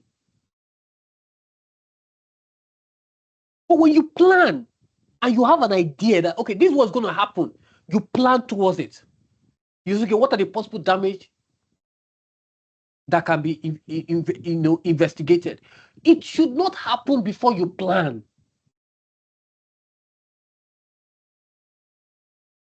Now, speaking about disaster, I mean, if you're not enrolled into a private tuition program and you don't have any support system, don't let disaster happen before you run to. So students come into enrollment when it's a day to the exam, few hours to the exam.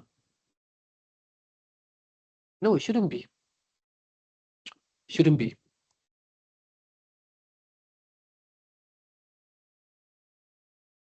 Okay. The next one, evacuation. Evacuation plans can be developed.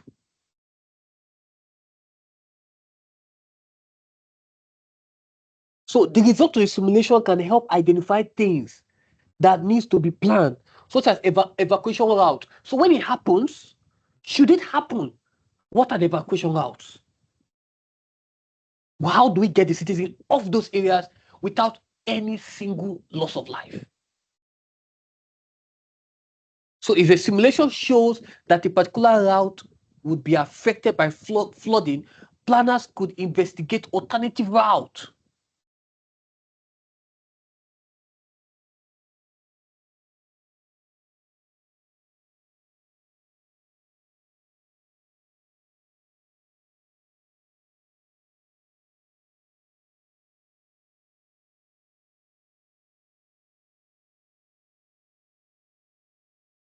There are other ones. right? Infrastructures can be tested, right? So building an infrastructures can be considered in the simulation situations. So this can help planners investigate whether structures are sufficient resilience and whether structural or environmental changes should be made. So it can help town planners build structures that can withstand, these disasters and can help emergency services coordinate an efficient response. Some countries have bunkers in event of war. They plan it. If war happens, do we have a bunker that can contain majority of our citizens? I'm the majority, if you are wondering. Right? So citizens can go in there without any loss of life. Do you want to talk about reduced cost? Which is better? Planning before it happens, or it happens and then you plan? Look at it. Right? Testing a disaster response in the real world can be extremely expensive. Replacing a collapsed bridge could cost much more than running a simulation to investigate possible consequences beforehand. Don't let it get bad. Don't let it get bad. There are a lot of them. There are a lot of them. So what are its advantages? One is that a simulation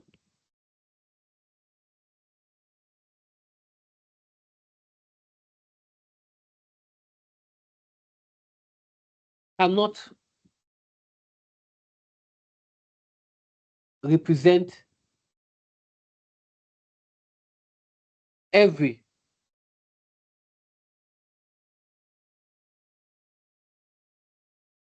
possible event. A real natural disaster may contain unexpected events. It can't contain all the. I mean, a disaster would happen that might not be something you factored in. Right? So therefore, simulations may not be completely realistic. So the problems that we have in natural disaster modeling is historical records may not contain every possible event. It could have happened before. But I will tell you, not everything was documented. Yeah. Even the smaller events may not even have been recorded. So what do you do? And when those things come, you didn't prepare for it. So I think I can write this one down. Because I said evaluate the use. So you're not just listening, you're also giving a concrete. Let me just write on this and then because of space that I have. Okay, so we see that a real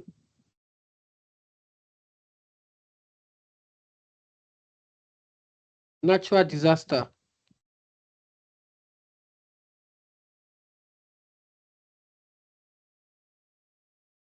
may contain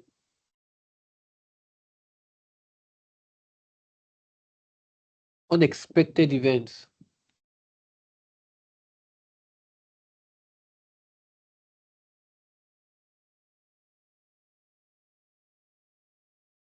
that were not included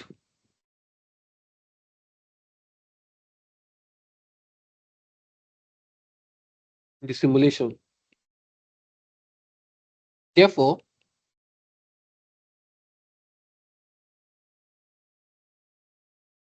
the simulation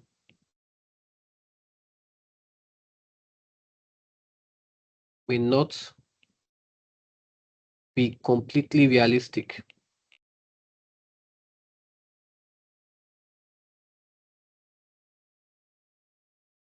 The next one is that the simulation uses fixed rules. What do I mean by that? So A simulation operates according to the rules and assumptions built into it. People may behave differently during a read disaster. We know that. However, people may behave differently during a real disaster. Now, for example, an emergency response team may not behave exactly as the simulation predicts because people behave differently. The simulation is using a fixed rule. Like something happened, this. Human being is unpredicted, right? So therefore, the simulated result may differ from what actually happens, right? The software may be expensive.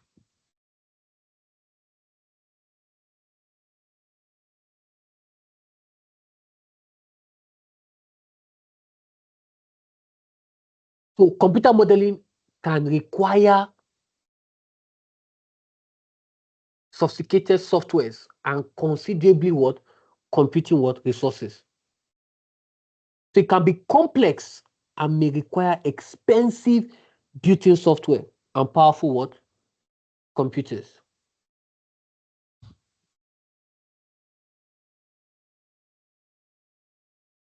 There's so many things I want to write here. So many things on this that I want to write, but I'm limited with space.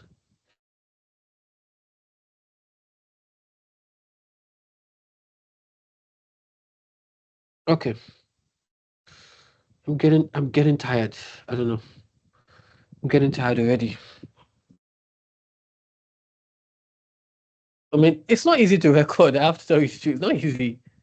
Sitting down, planning, trying to give you answers, explaining. It's not easy, mashallah. It's not easy at all. I mean, when you see teachers who are able to do that, I mean, you appreciate them because it's not easy. Sitting down here for hours, trying to plan this thing for you guys. I mean, it's not easy at all. It's not. It's not easy. All right. Um,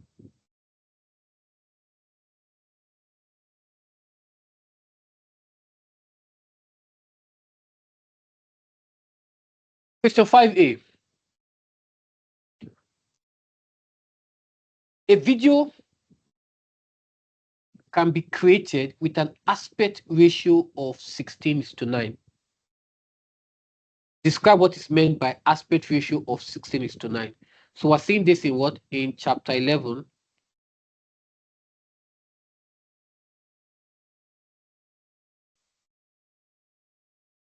Sound and video editing. We also have, sound and audio is not the same. Sound and video editing. So there's sound editing and audio editing. Okay. So let's start. What's an aspect ratio first? Because you see this sound and video editing, you see it under frame size and aspect ratio. That's where you see this frame size and aspect ratio. That's where you see it. Now look at this. What's an aspect ratio? Let's start with that. An aspect ratio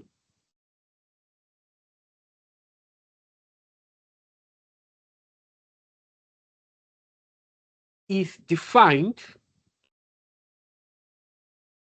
as the relationship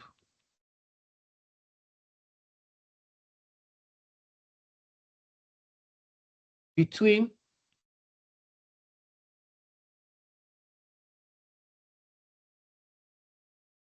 the width and height of each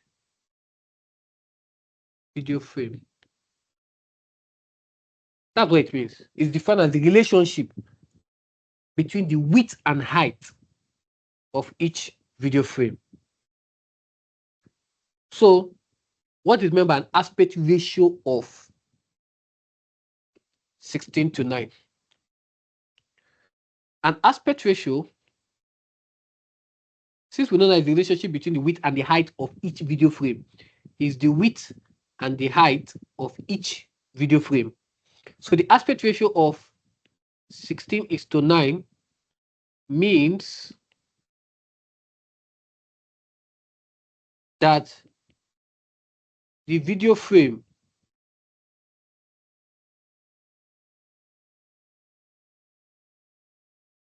has a width of 16 units for every 9 units of height.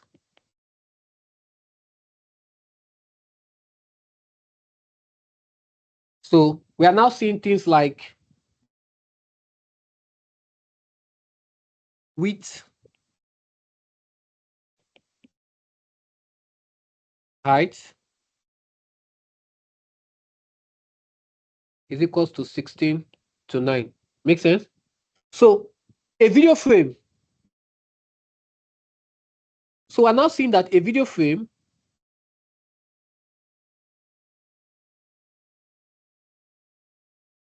could be, right, 16 units and 16 unit wide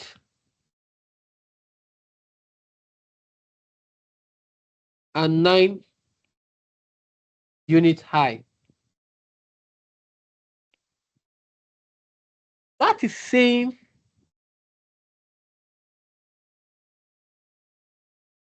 1920 pixels wide and 1080 pixels high. That's it.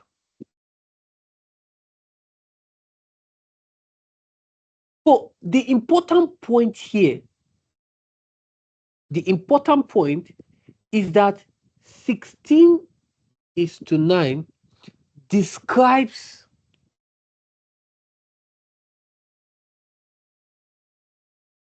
the relationship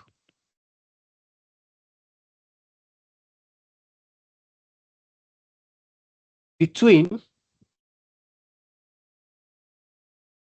the width and height, and not a specific physical size. So take note of that.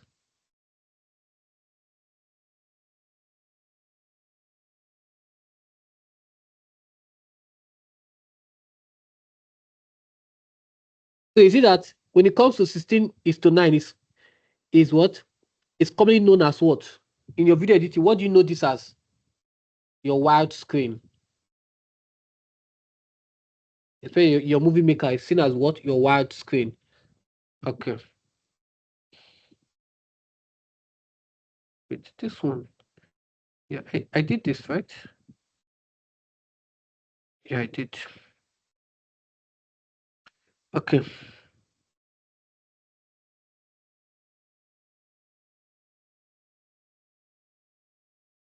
Explain 2 reasons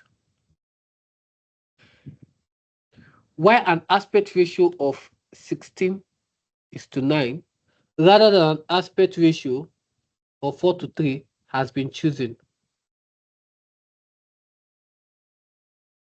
So this is also chapter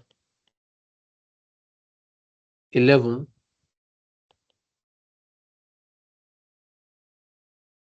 sound and what? Video editing.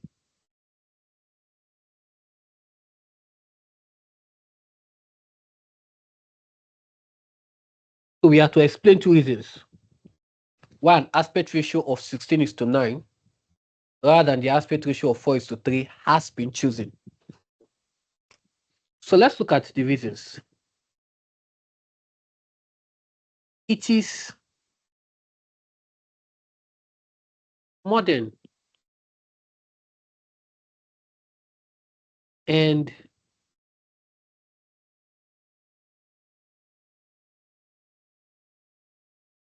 modern and widely what used format. It is a modern and what widely used format. So we can see that 16:9 is a modern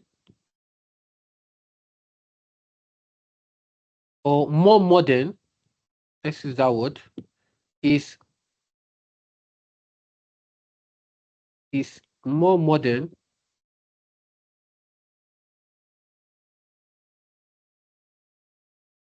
and widely used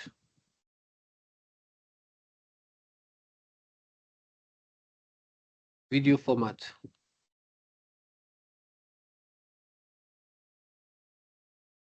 than 4:3.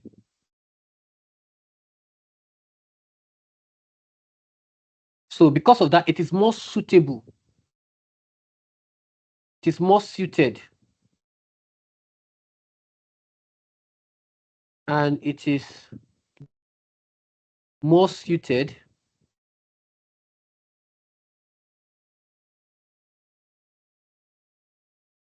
to modern display,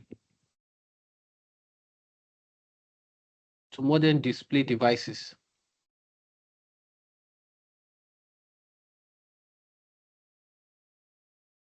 And is less likely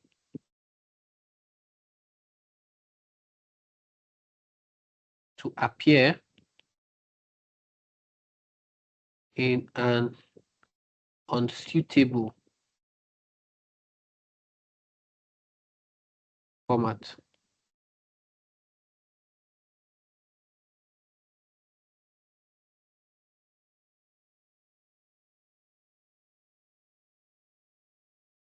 It is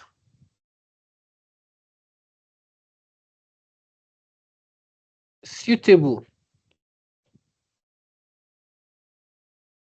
for modern display. Let me explain what I mean. The 16:9 format is widely used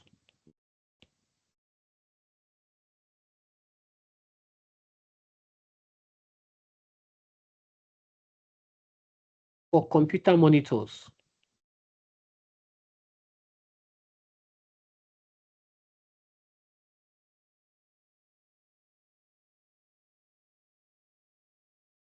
and television displays.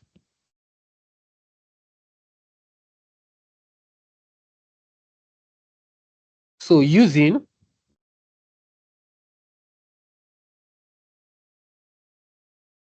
16:9 means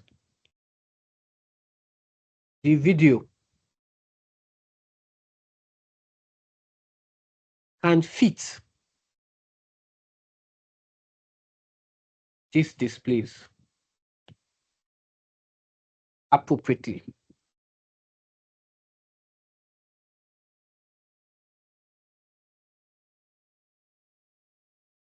Giving the viewer a suitable widescreen, stable widescreen presentation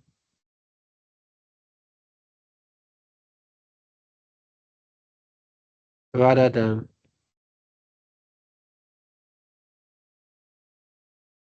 being designed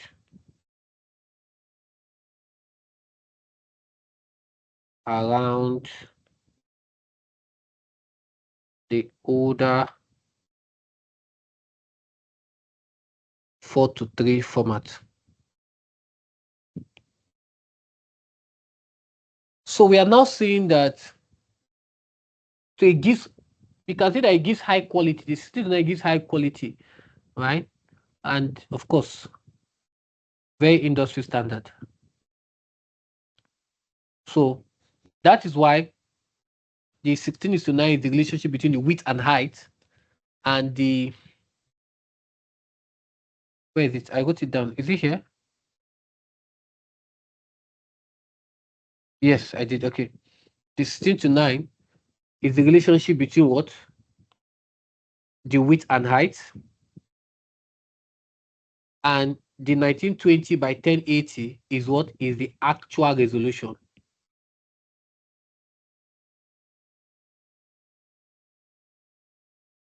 Okay, so take note.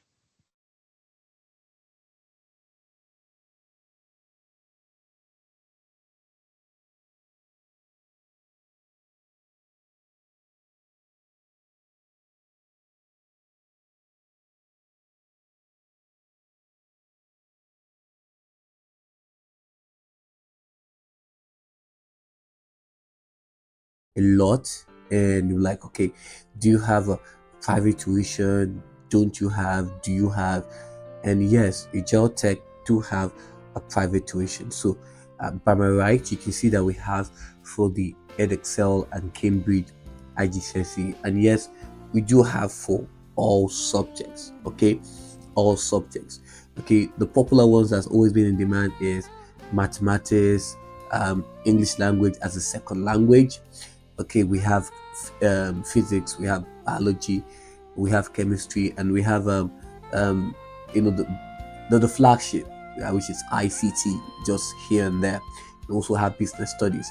So if you're interested for a private tuition, um, I think all you have to do is send an email to the sales team at ajirotech@gmail.com, and they would reply to you, talk about your time zone, talk about, and the fee is really quite affordable. Really, it's really quite affordable. It's when you look at it across other tutoring service, I think this is the one that's quite affordable, and you get the very best of service.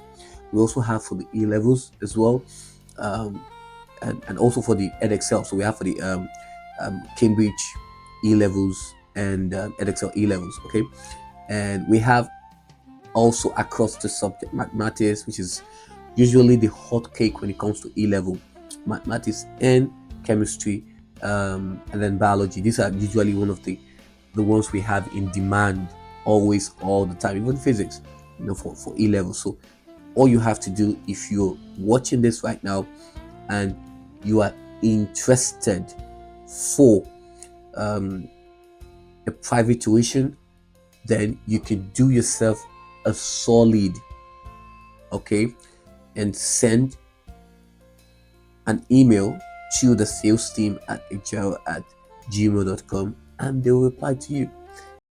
A student has to record an audio clip of him delivering a speech.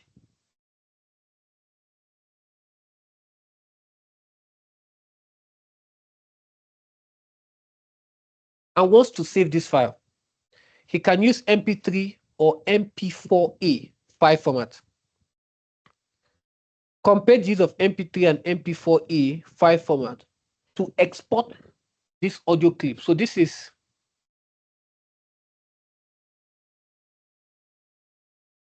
chapter 11. Sound and video editing.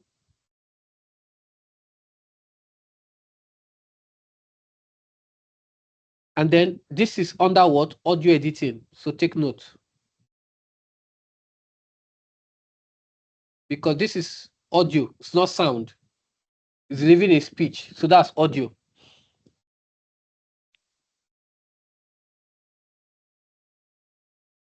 So we are looking at two things now. We're looking at lossy compression and lossless what? Compression. So when we have the MP3 and so this now take note, because I know most of you will be confused. Now we have .mp3. Why this one is .m4a? So now you know what I'm talking about now. So this is .mp3, this is .m4a. So the loss Less compression. Let's start with that first. Let's start with so many things here. Let's start with that. Let's start with, okay, let me, no. I want to say everything. I'm trying to find space, but it's fine. Let's start with, I'll put this one here. So this is audio.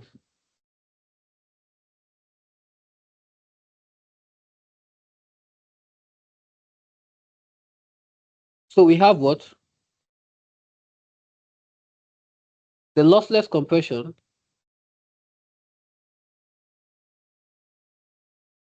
retains the data. So the audio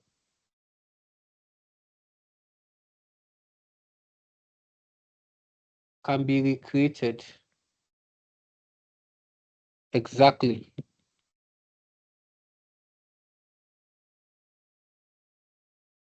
Whereas lossy compression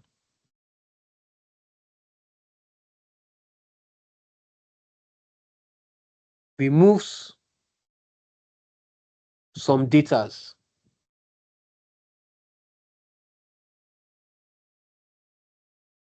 and reduce, which now reduce what? The quality. Why you are what? Why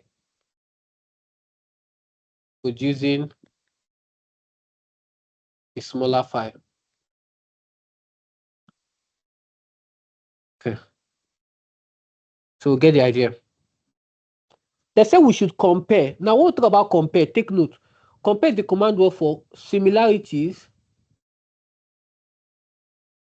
and differences. Not just similarity alone. That's what the problem is. Not just similarity alone, but similarities and what? And differences. Now, let's look at this together.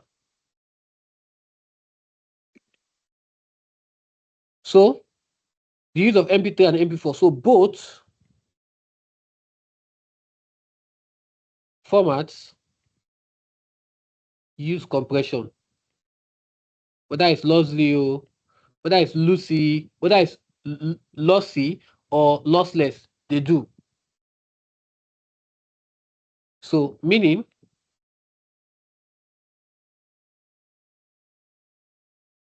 that compression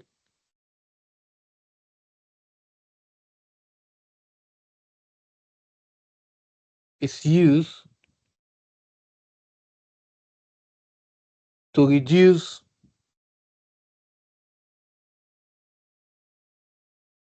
the amount of what? Of data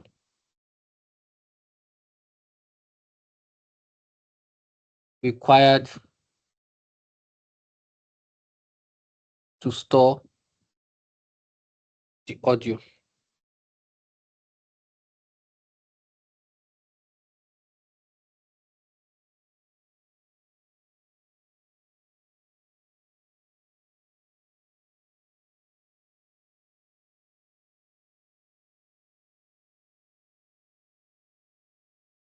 For differences, MP4A can have higher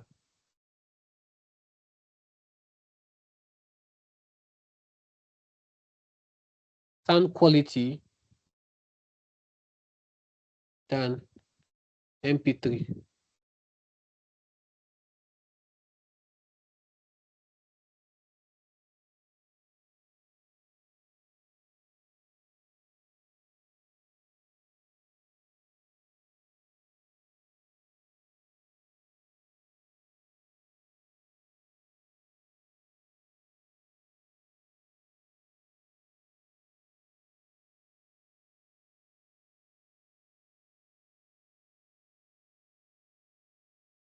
Okay?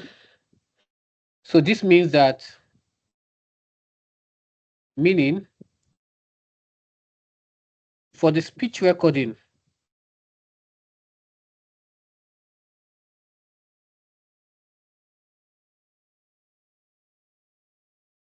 MP4A may provide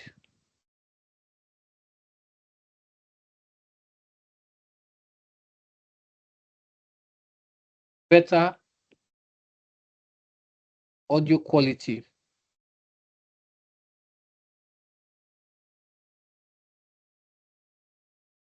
while preserving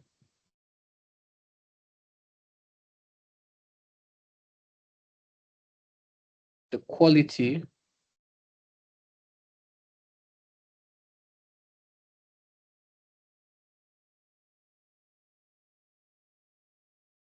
of the speaker's voice. Where provides the quality of the speaker voice is more important.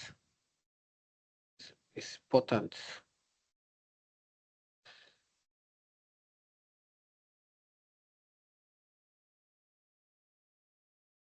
Let's look for another difference.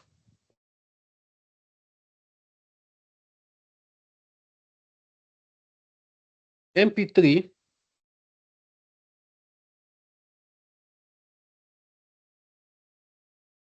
files can be larger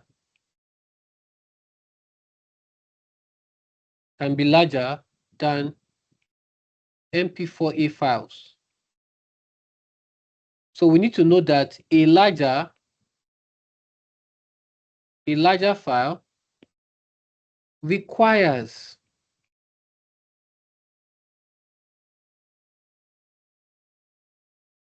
more storage space.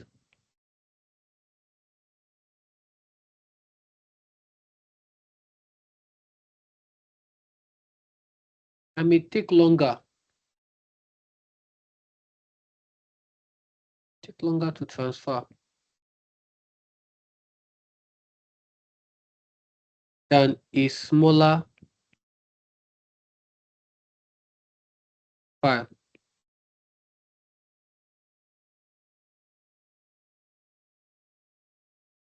I will stop here. Finally,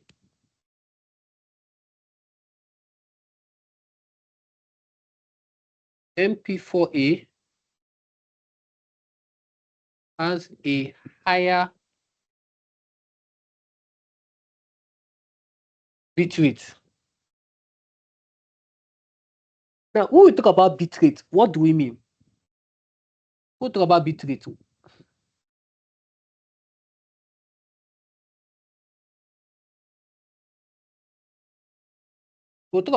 what do we mean?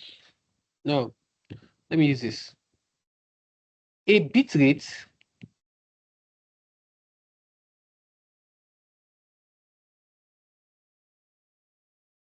refers to the amount of data used to represent the audio over a period of time.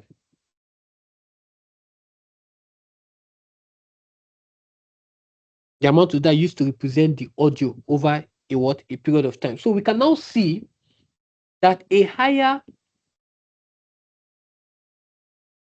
bitrate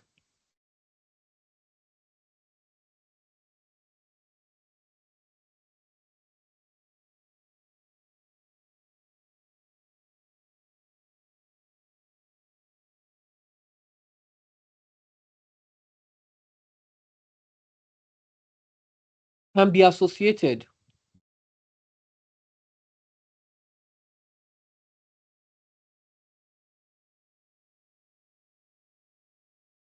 with higher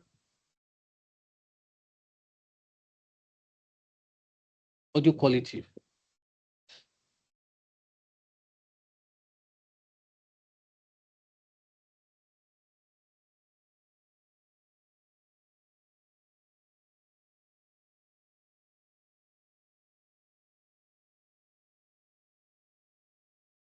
A company has been hit by a ransomware attack.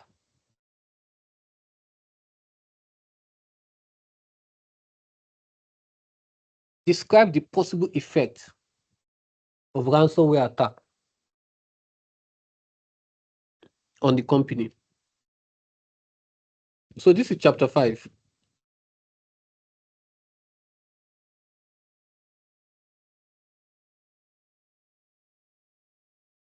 Insecurity. And under insecurity, we're looking at malware, right? Describe the possible effect of this ransomware attack. So what's ransomware? So ransomware, let me write it down. Ransomware is a malware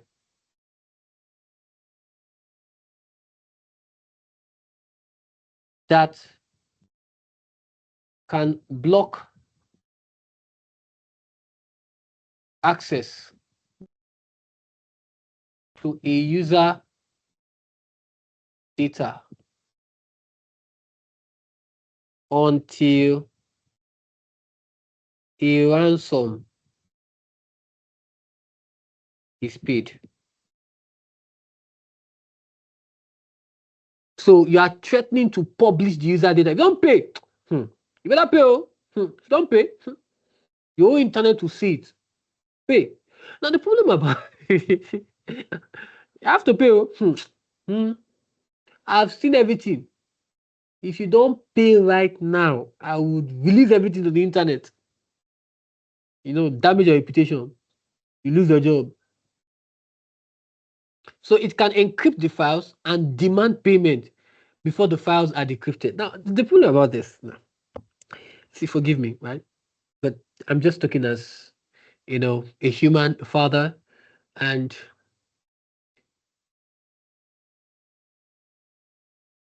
there should be any point where you negotiate with terrorists. Because, see, the reality is that if you pay the money, they will come back again. No hostage of critical informative data that can be damaging to the reputation of a person would let it go when you pay money. They will get a copy. Yeah. Michael Jackson said what? Human nature. It's human nature. Human nature. He said it. And he's right. Because humans will want to come again. The money is going to finish. There shouldn't be any point when you negotiate with terrorists, because the reality is that they will come again. It's never enough. They will keep blackmailing and blackmailing and blackmailing till you probably commit suicide or you've had enough. But by the way, we're talking about ransomware attack. But I need to just bring that in so you understand, right? But yes, they would block access to your files until you pay. Should you pay? Should you pay? And then you get your files back. You get a copy, a copy of your files back. All right. It's been a long record. I'm just trying to lighten the mood because I'm really tired. I'm, I'm really tired. Right? I want to say I can finish this, but I want to stop. I'm really exhausted.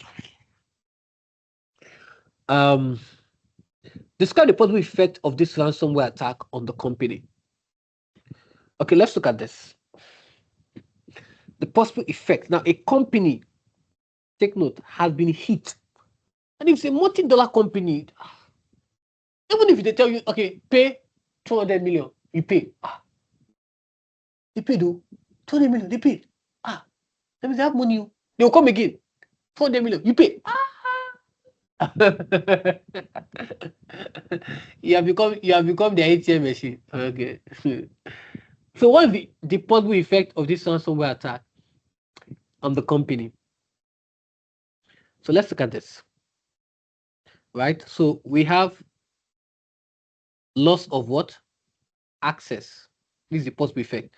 loss of access to data and systems. So the company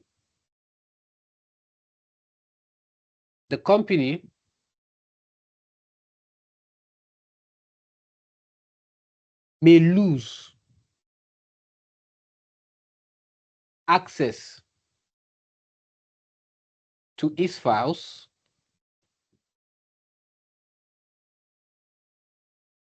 and data because ransomware can encrypt the files. So this can prevent employees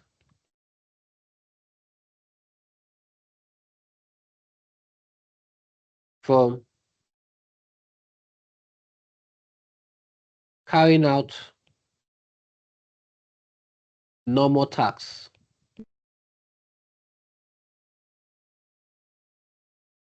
because the information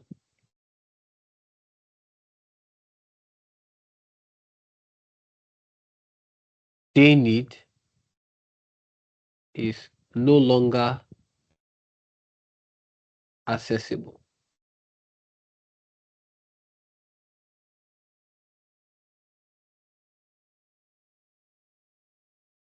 The next one is financial cost.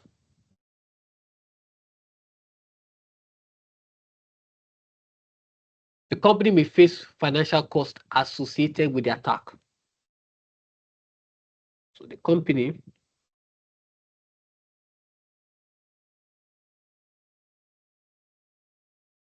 may face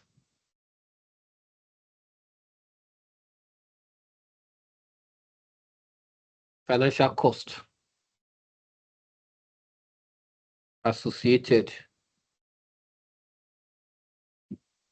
with the attack.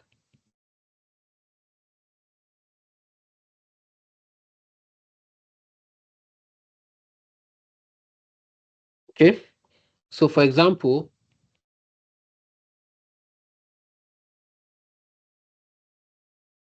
there may be a ransom demand as well as cost associated with checking and recovering the affected data.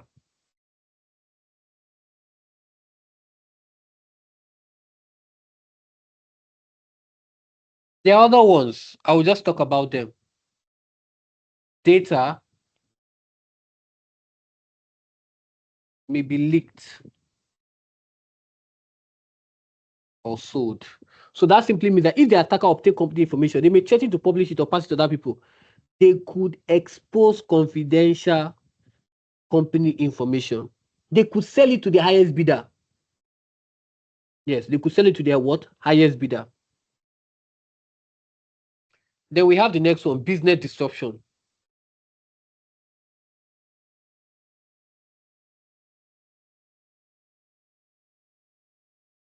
We'll talk about business disruption. Employees be unable to use the affected system. They can't work. So this will reduce productivity because normal business activities cannot be carried out efficiently. Right? So there's a lot. In fact, this one, I want to add this one. Reduced customer confidence. If words gets out that imagine a bank was hacked. Oh God. Oh Allah. I'm not putting my money in that bank again. Even if my money is safe, I'm not putting it because guess what? What happens the next time? You know, yeah, I talked about human nature, right? Because you start human nature is they hack the bank. They say, don't worry, your money is safe. What? Ah, Alakuba, it's not going to work. It's not going to work. I'm not going to put my money there because there's going to be a reduced customer cost. I don't have that confidence I used to have. It's not going to be there, right? So customers may lose confidence in a company that has suffered a ransomware attack. And if the you know information have been compromised, that's it. A lot of businesses have closed up because of this. Okay, so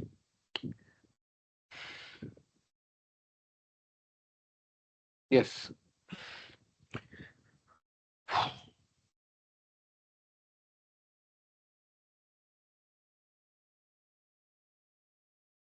okay.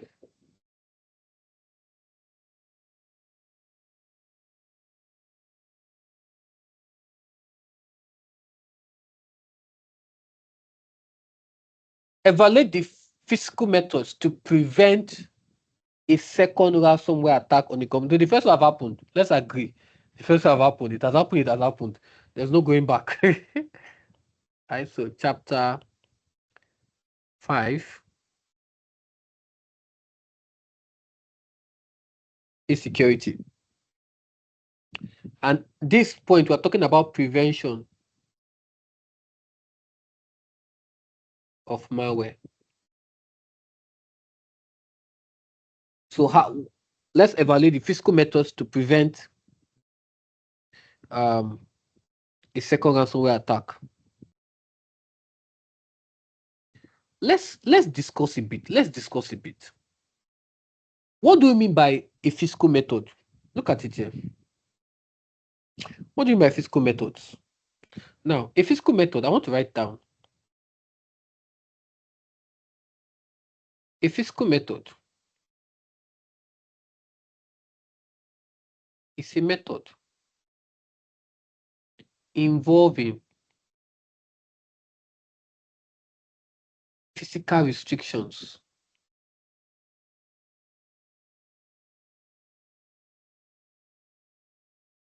Okay. Procedures or controls that help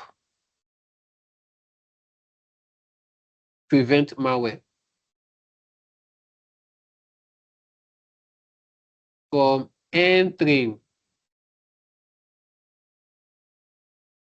or affecting, let me do space,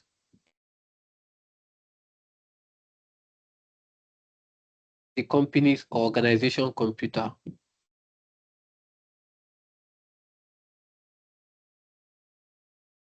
Yeah,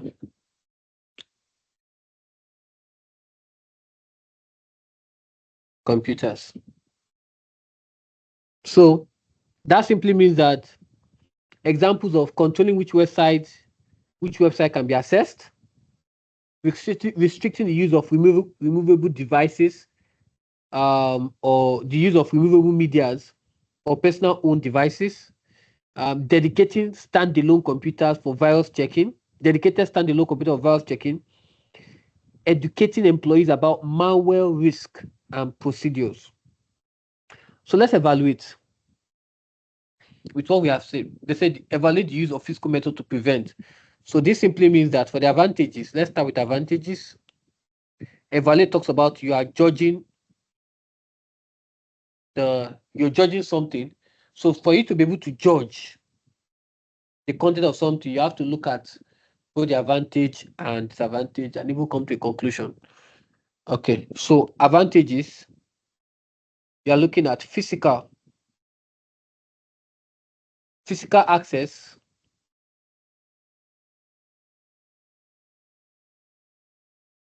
physical access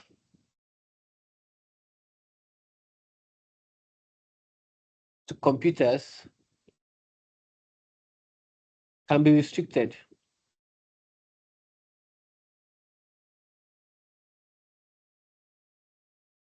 Physical access to computers can be restricted.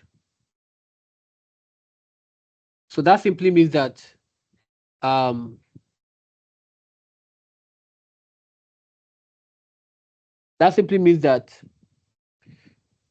if unauthorized people cannot physically access computers, it becomes more difficult for them to interfere directly with the equipment. So physical access to computers can be restricted. So if you don't have access to it, it becomes difficult to interfere directly with the equipment. So this provides what additional layer of protection around it. So okay, let me just write it down. So if unauthorized people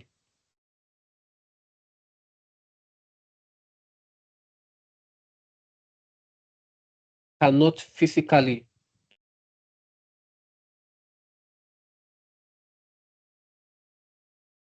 access computers,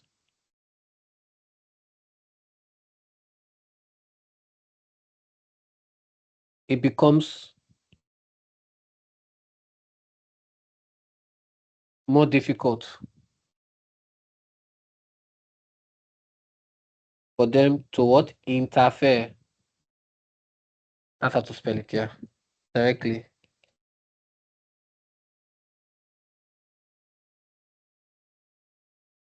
with the equipment,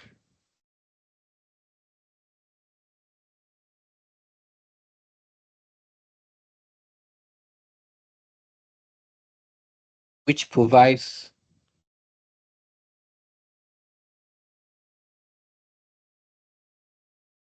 an additional layer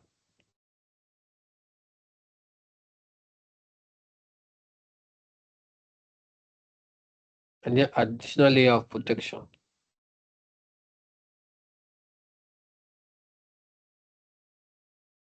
around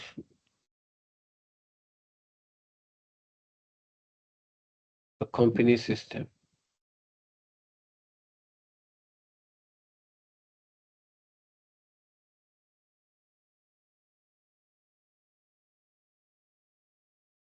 Restrictions on websites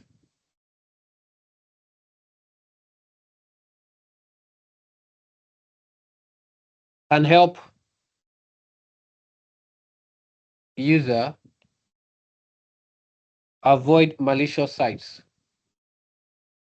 You're at work and you're on Facebook doing what? When you're not the social media, you are not the social media person. You're just checking feeds. Feed your work. Face your work. Hmm? You're a student.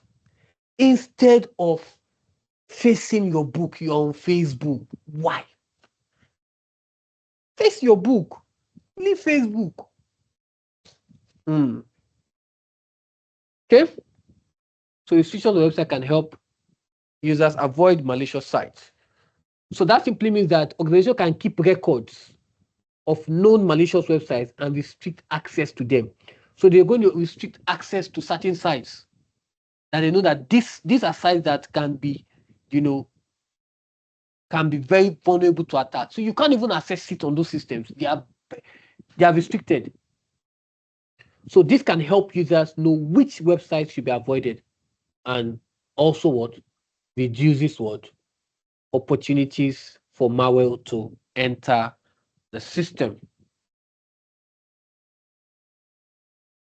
The next one is let me talk about disadvantages. Let me talk about one and I'll talk about disadvantages.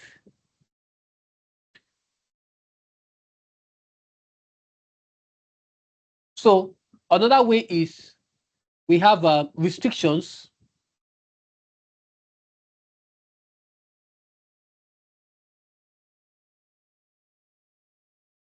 can be placed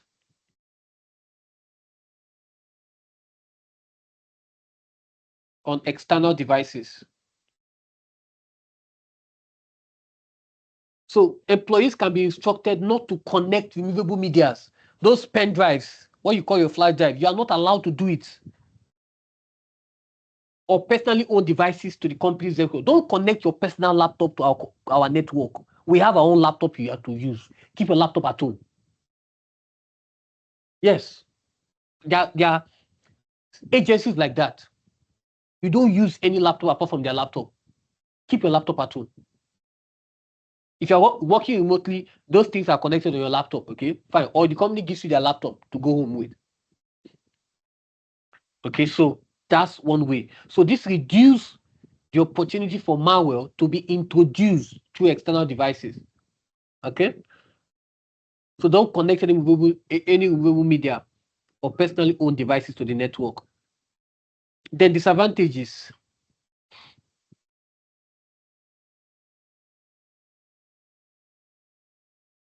Let's look at disadvantages.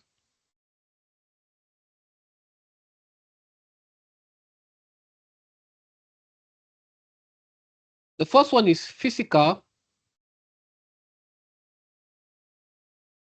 methods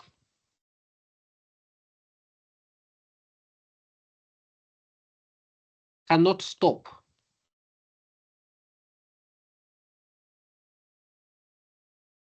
all digital attacks. Physical method cannot stop all digital attacks. So that simply means that ransomware is malware and can spread through digital means, particularly through network or malicious software. So not just the things that we have mentioned, but it can also go through networks. It can spread, and you can't stop all digital attacks. So therefore, simply having physical restrictions or guards does not necessarily stop an attacker from carrying out the remote digital attack. Because the physical method cannot stop all digital attacks. Because ransomware can also spread through digital means. That's what we are saying. So we are not talking about physical method. Yeah, physical method, don't plug this, don't do this, but it can still go through the network. It can still go through software. All these things are digital. They're not physical. I think I should put this down. So ransomware, ransomware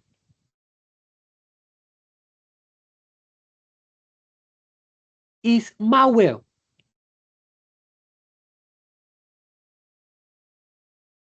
and can spread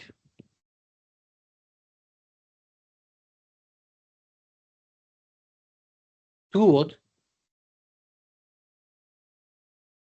Digital means. Particularly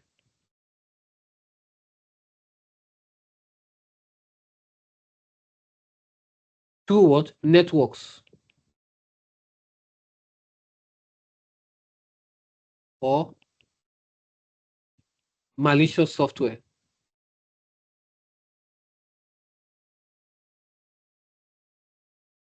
Right? So therefore,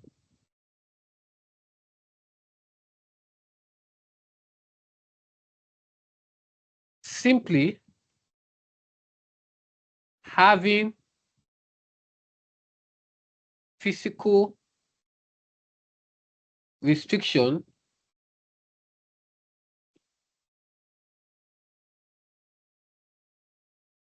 does not necessarily stop an attacker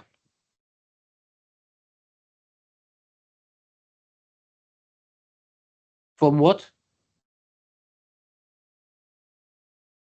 Carrying out a remote digital attack. Right? Another disadvantages that I would like us to note here is that employees have to follow the rules.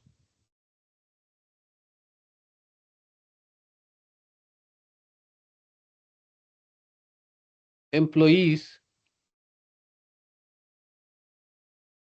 have to follow the rules. And only if you ask Mr. Joe, yes, I know. You as a student, do you follow the rules? Do you follow the rules? It's a disadvantage. I know, Mr. Joe, really? It's advantage? Yes. A fiscal policy is only as effective if employee follows the rules. I mean, you're talking to adults here. I mean, you're an employer who is an adult, and your employees are also adults. Most of them are even older than you. Most of them can be older than you. So, for example, if a company says that employees must not connect personal removable media to company's computer, an employee who ignores this rule could cause a route for malware to enter. There are some people that just, this thing called rules. They don't like it. Ah, really? I need to just copy this. I can't. Let me finish this thing at home. They say don't plug it. See, my annoyance is when people don't listen to instruction. They say don't plug it. Employee A want to plug, and now there's a malware. Now there's a ransomware. Everybody is forming innocent. I didn't do it though. Oh my God. Adult. Adult. Sometimes we're stubborn. Okay. And also, new staffs may not know all the rules. That's why it's important when you have a new staff, you have to, you take weeks to train them. You don't just push them into action, into the battlefield. Oh, yeah, go and work. They might not know the rules. They might not know all the rules. So a new employee may not be familiar with the company's security procedures. Therefore, they may accidentally break a restriction. So they may not even know. They were not told. I mean, these things are practical things, right? And training may not always take place effectively. Yes, employee needs to be educated about the risks of malware and the procedures they should follow. Yes, Mr. Ajiro, how is that a disadvantage? I will tell you, if training is not carried out effectively, the physical or security procedures may become less useful. So I know it's a positive and negative argument, but that's the truth. If the trainings are not effective, it doesn't prove useful. People need to see the harm this can do. But I'm just telling you, when you're dealing with adults, and then these things are argumentative. That's why evaluation is argumentative. It's argumentative essay. Because you're trying to bring out your points. So a physical method are useful as one layer of protection, but they are not sufficient on their own to prevent a second ransomware attack. That is my conclusion. That is my conclusion to this.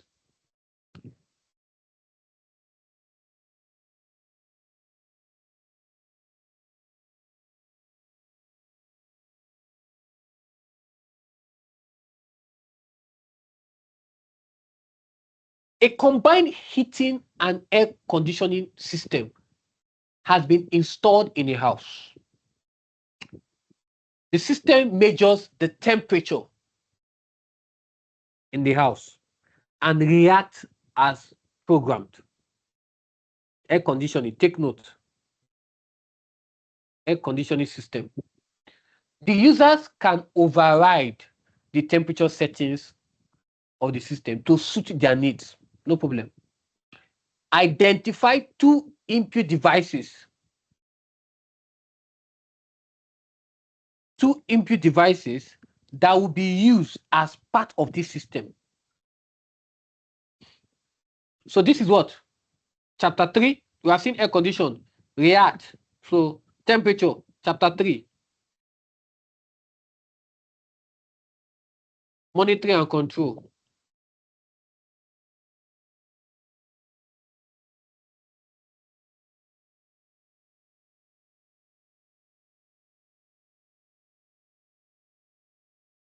So identify two input device. Now let's start with this. Is sensor an input or output device? Sensor is input now. When you have questions like this, you don't sensor are input. Maybe there's input. So they'll be used as part of what? This system. Now, what's the first one? Input device one, temperature sensor.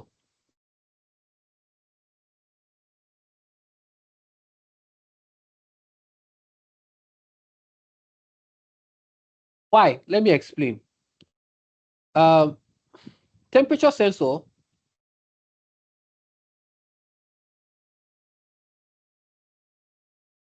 measures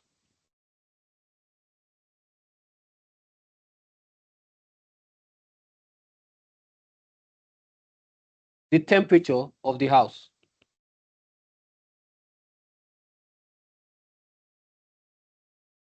The sensor produces data representing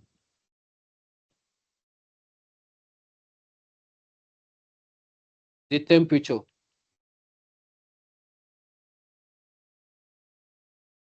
which is applied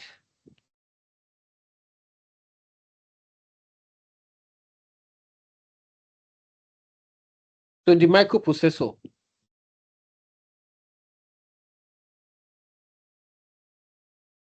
Now, the microprocessor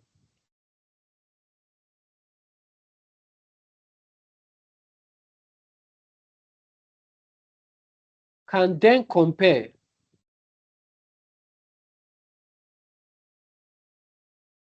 the measured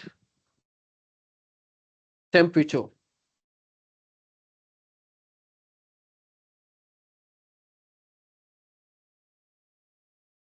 with the required temperature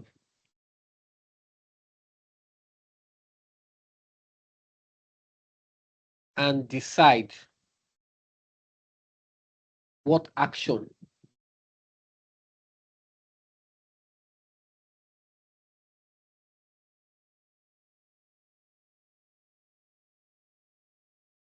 should be taken.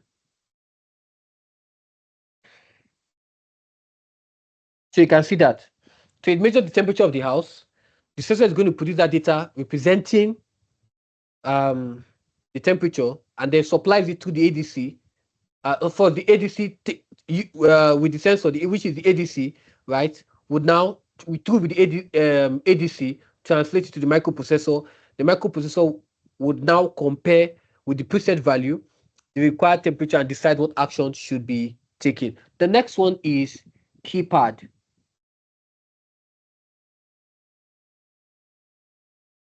Of course, keypad allows the user to be able to enter or change the required. Remember what they said? Look at what they said now. The user can override the temperature settings of the system to suit their need. It's keypad now. So the user could enter a desired temperature, which is now stored by the microprocessor as the word preset value. There's also touch screen. Want to use touch screen? Remote control. You can do that. Okay, so let me just put that. Let me just put that. Let me just put that. So for others, so we have touch screen. Which one again? What did I say? Remote control, yeah. Let me know that. Let me know of others in the comment section. Let me know. I think yeah, there are other ones. Yes, let me know. All right. So we are done with this. Let's move on.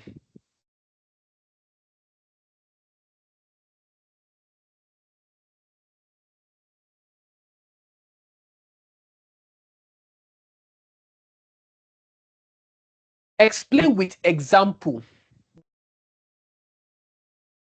With the example of a pump, the purpose of an actuator in this system. So this is what actuator, motor, valve, chapter 3.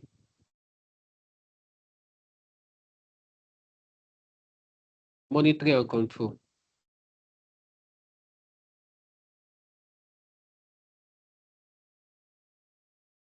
And this time we're talking about what? Control what? Technologies. That's what we are talking about. Control technologies. What is an actuator? What's an actuator? An actuator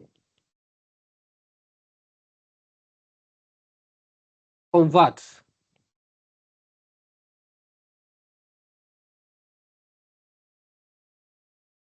an electrical signal from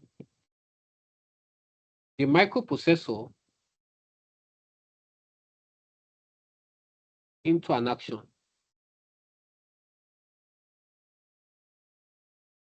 So they said with example of a pump, right? So in this heating system, the microprocessor processes the temperature data. You see offshore of that one, right? Processing the temperature data and decides whether the pump should be switched on or off. The microprocessor will send. That's what with the example of a pump. That's exactly what's happening here. So look at it now. Look at it. We talked about this. Look at it.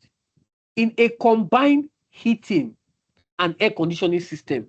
So now this pump now works together with a heating system. So when the air condition goes off, how do we pump, right? So now let me explain. So in this heating system,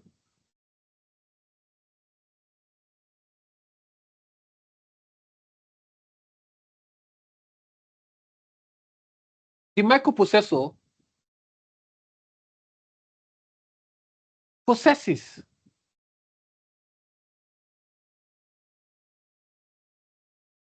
the temperature data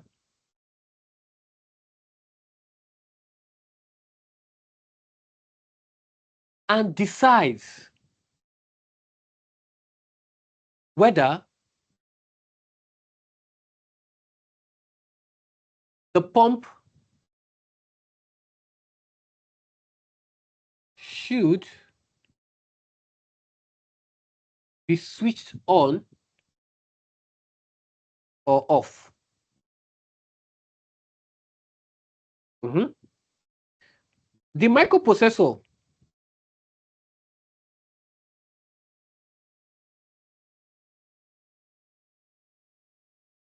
sends a signal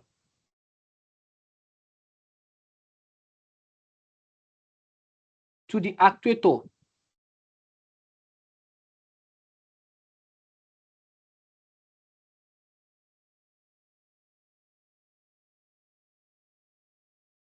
the actuator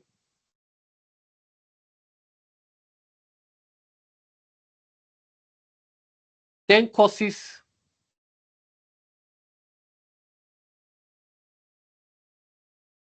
the physical action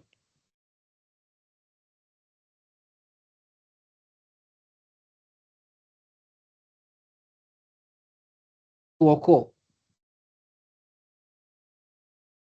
In this case,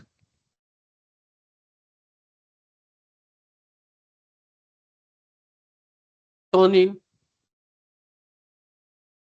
the pump on or turning the pump off. So we can now see that in conclusion to this thing, you can now see something. What are you seeing here? You are seeing that the temperature sensor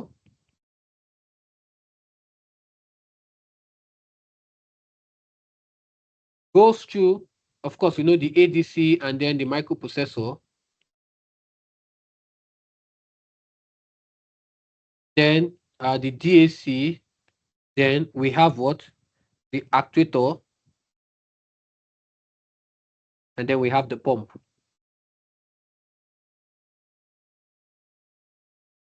So the actuator provides the output. That's what the actuator does. So actuator provides the output of a control system.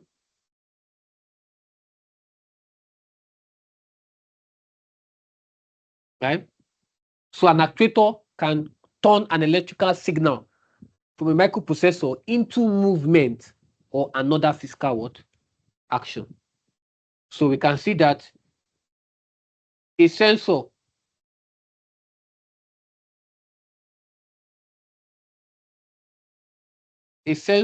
detects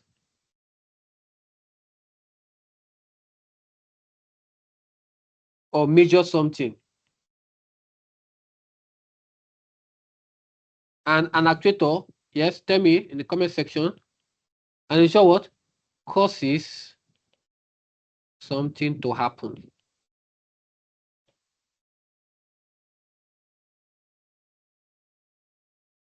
So that distinction is fundamental in control system.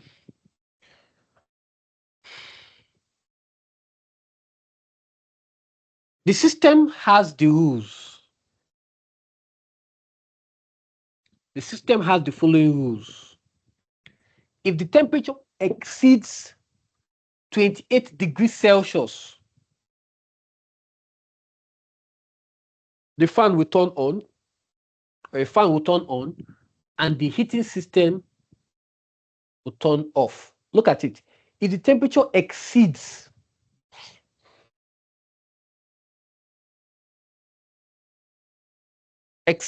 28 degrees Celsius, a fan will turn on,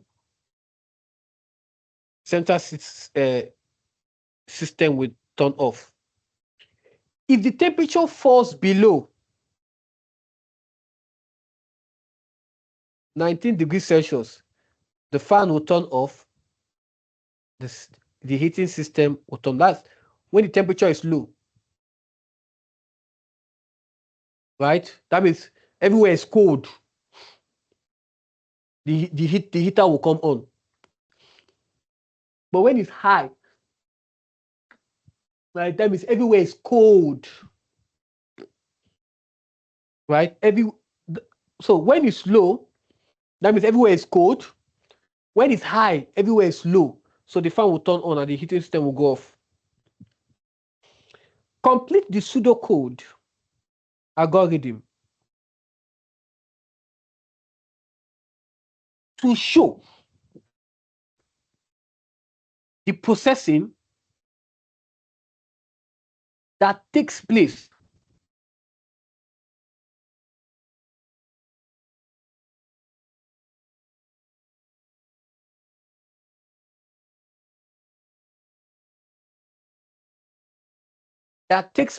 in this combined system.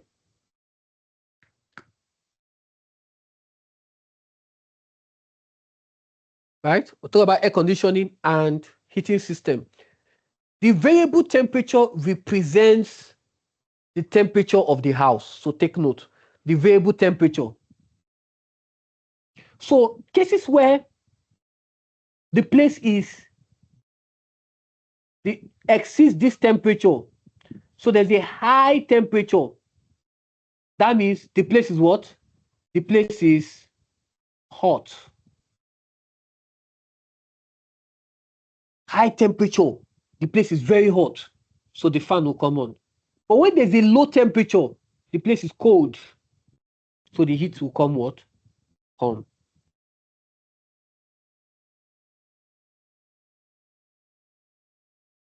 Now,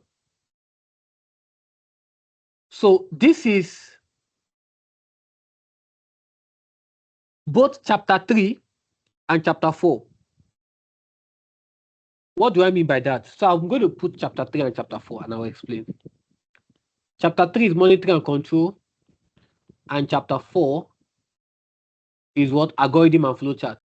So this consists of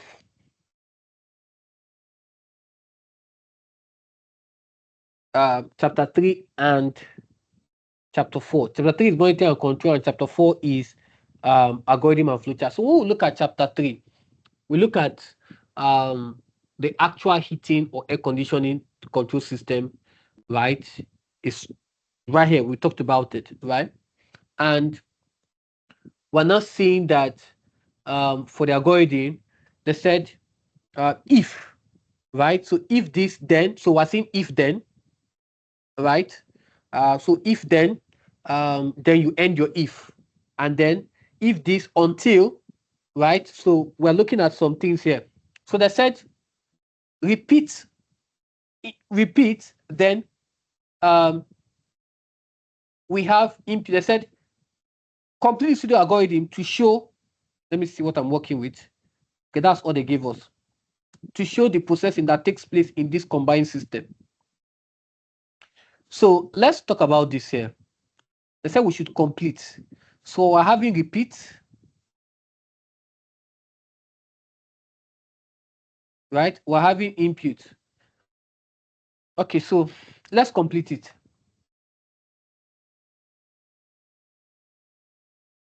So how do we do this? Now let's do this. This is going to be, so I'm going to begin this.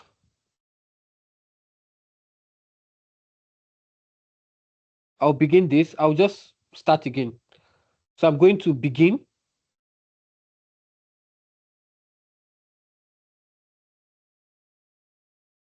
repeat, then we have if,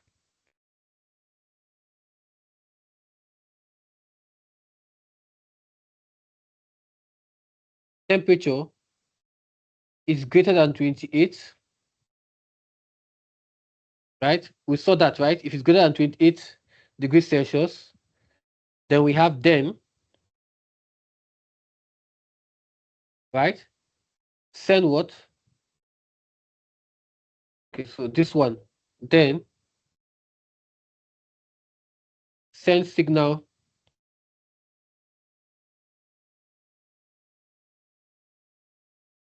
to turn on fan.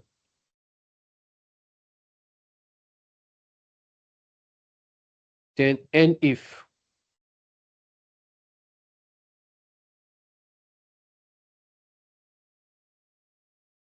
Then if temperature is less than 19,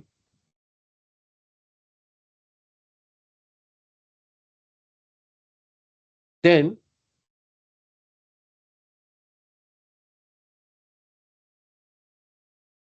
send signal to turn heating on.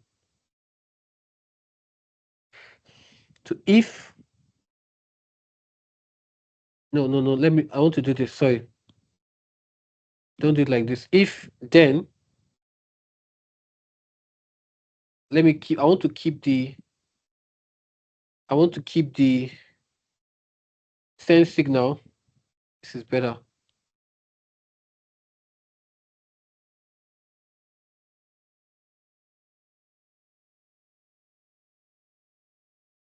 To turn on fan, then end if here. Then if temperature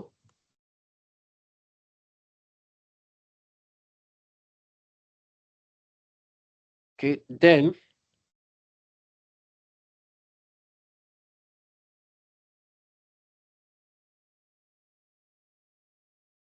send signal to turn heating on.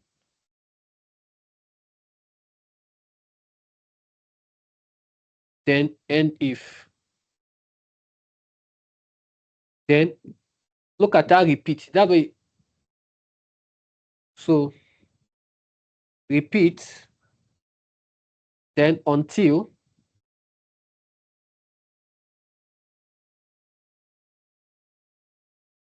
so send signal to turn heating on. Repeat until system is switched off. And then finally, the indentation for what end will be here. So, okay, let me use white.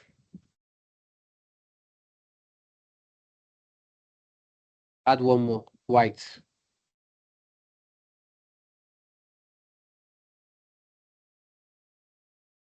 For end will be here. Okay, so end will be here. Okay, you know what? Let me just do this. Let me clean that one. And then put the end here so you can see it. But it's going to be under here. So end. Yes. So we'll see that the first if checks whether what? This one checks whether what? If it is true. And if it's true that it's above 28 degrees Celsius, the system sends a signal to turn on the fan. And then we'll end that if. Very important to mark the end of that condition. Then we test the second condition again. So if the temperature is less than 90 degrees Celsius, is below 90 degrees Celsius, right? It sends a signal to turn on the heating, right? And then we'll end that if. And then finally, we will now have to what? Repeat until the system is what? Switched off. Okay. So this is it here about it. Okay.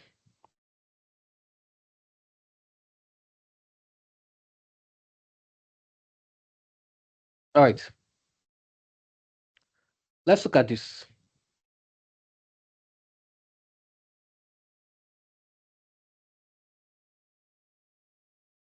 Question 9A. An international airport has installed a computer system to record customer satisfaction. The system uses a graphical user interface involving the use of graphical icons. Okay. Graphical user interface, graphical icons. Justify the use of a GUI for this computer system. So this is chapter 2.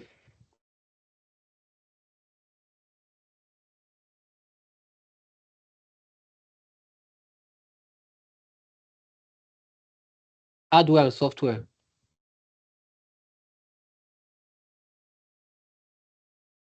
Right? So, and this is under user interface.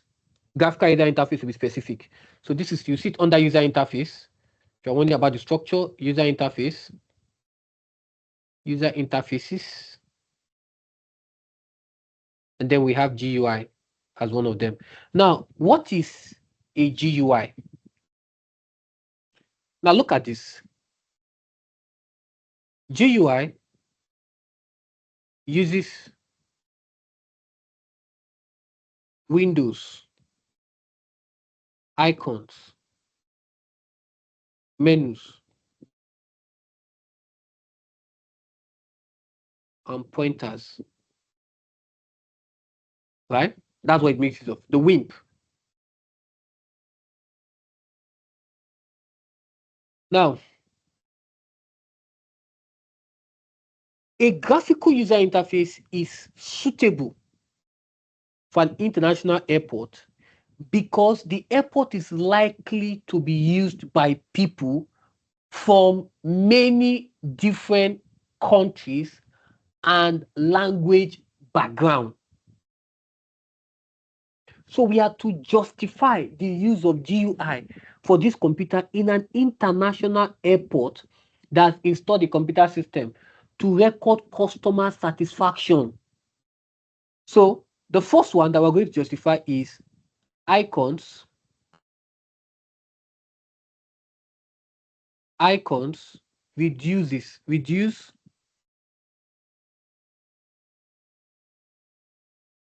the need for reading. Icons reduce the need for reading. So we can see that graphical icons can communicate an idea visually, right? For example,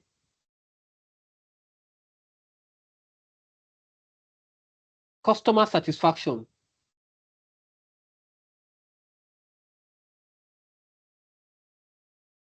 could be represented using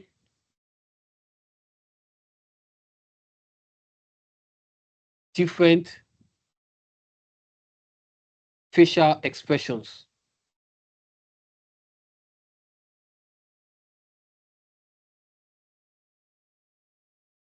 or other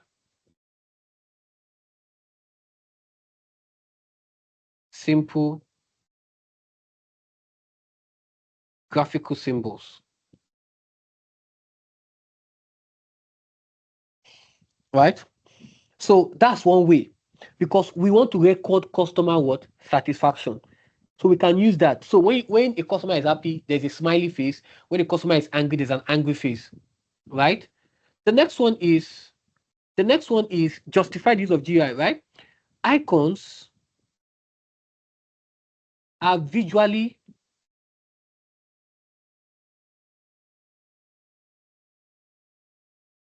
appealing, right? So graphical icons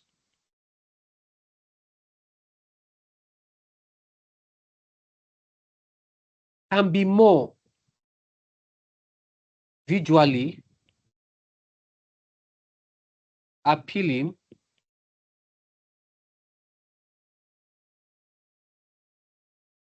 than large amount of written text.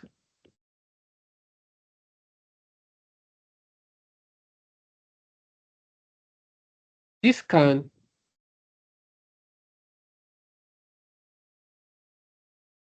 encourage passengers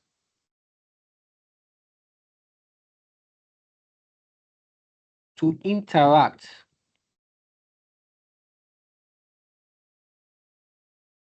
with the satisfaction system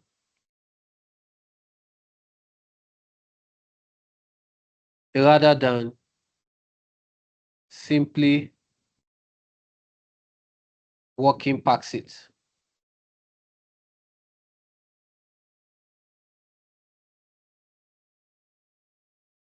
So if more passengers complete the survey, the airport receives more responses.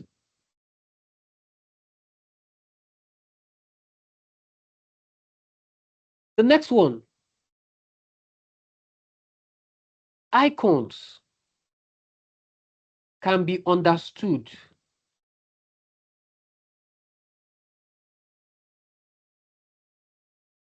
across languages. Right? So in an international airport,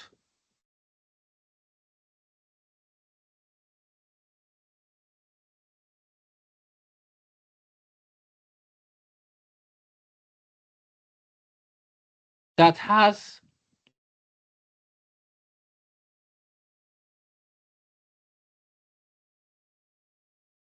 passengers who speak many different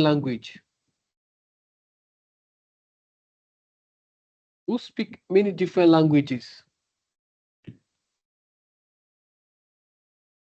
graphical icons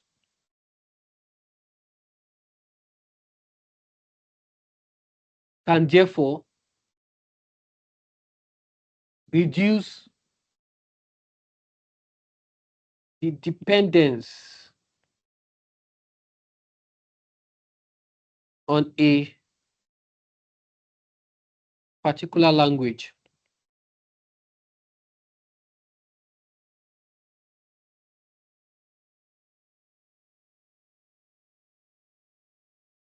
So it simply means that it does not rely on the user selecting a language to complete the survey.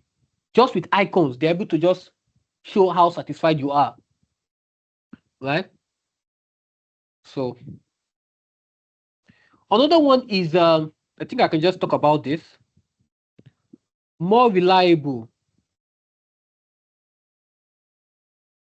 More reliable.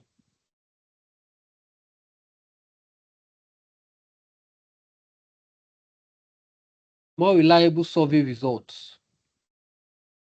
So that simply means that if the interface is quick and easy for passengers to understand, more people are likely to respond, right? So the higher response rate gives the airport more customer feedback, which makes the result more useful for evaluating customer satisfaction. So it is very important with GUI. Okay, it is very important with what? GUI, because they are user friendly. Okay, let's look at this.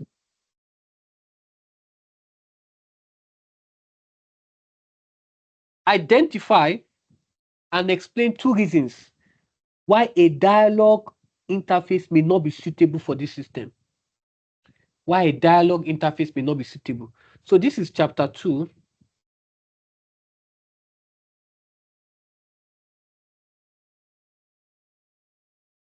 Hardware and software. And under this, we have what? The user interfaces. Okay, and then you have dialogue. Now, identify and explain 2 reasons. I know most of you are already thinking of one already.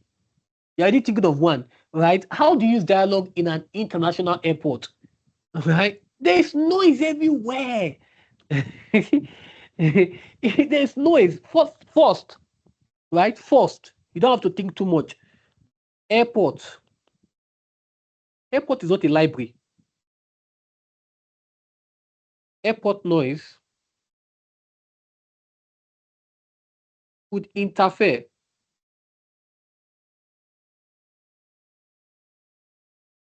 with speech recognition.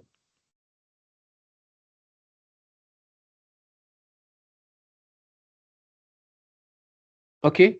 So airports are noisy environment, right? A noisy environment. So that simply means that what? A passenger's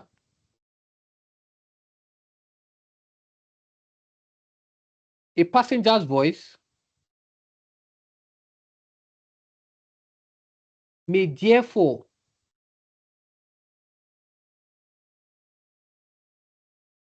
be mixed with announcements, conversation,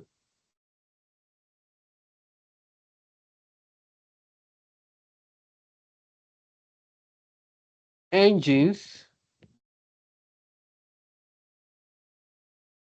and other background sound.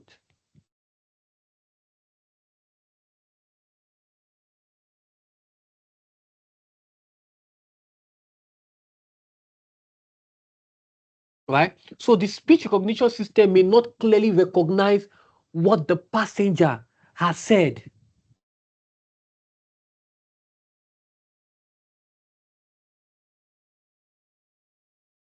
The speech recognition system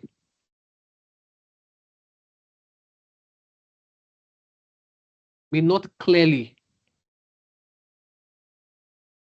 recognize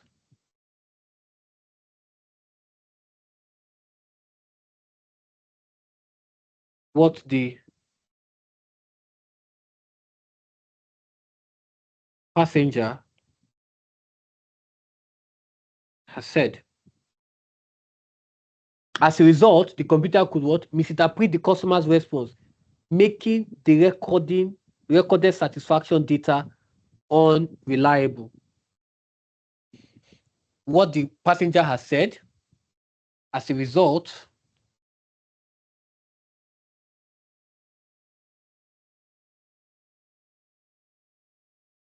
the computer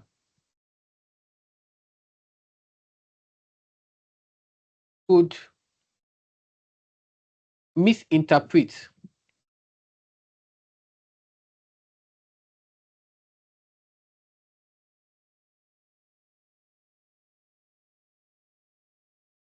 the customer's response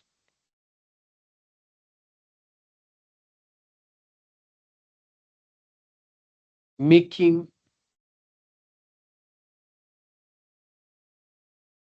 the recorded satisfaction data unreliable. Okay, the next one is why a dialogue may not be suitable, right? Language requirement.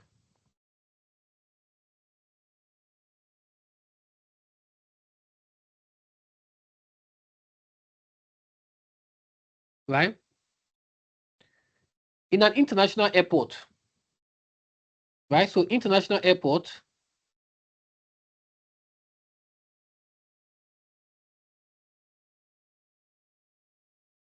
international airport, yeah,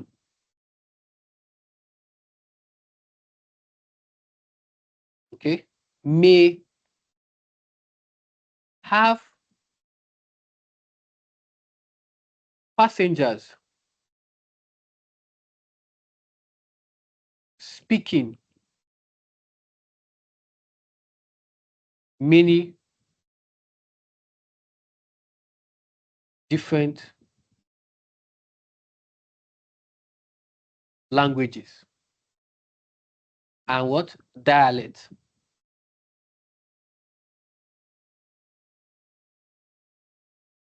So a dialogue system would therefore need to support a large range of languages and dialects. If a particular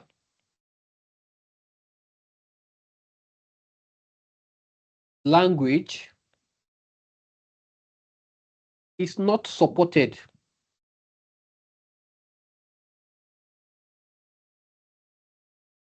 that passenger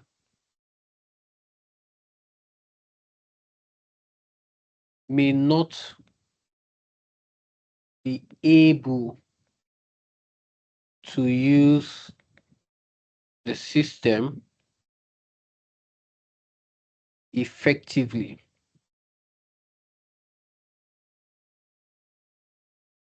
See that will not be able to use the system effectively.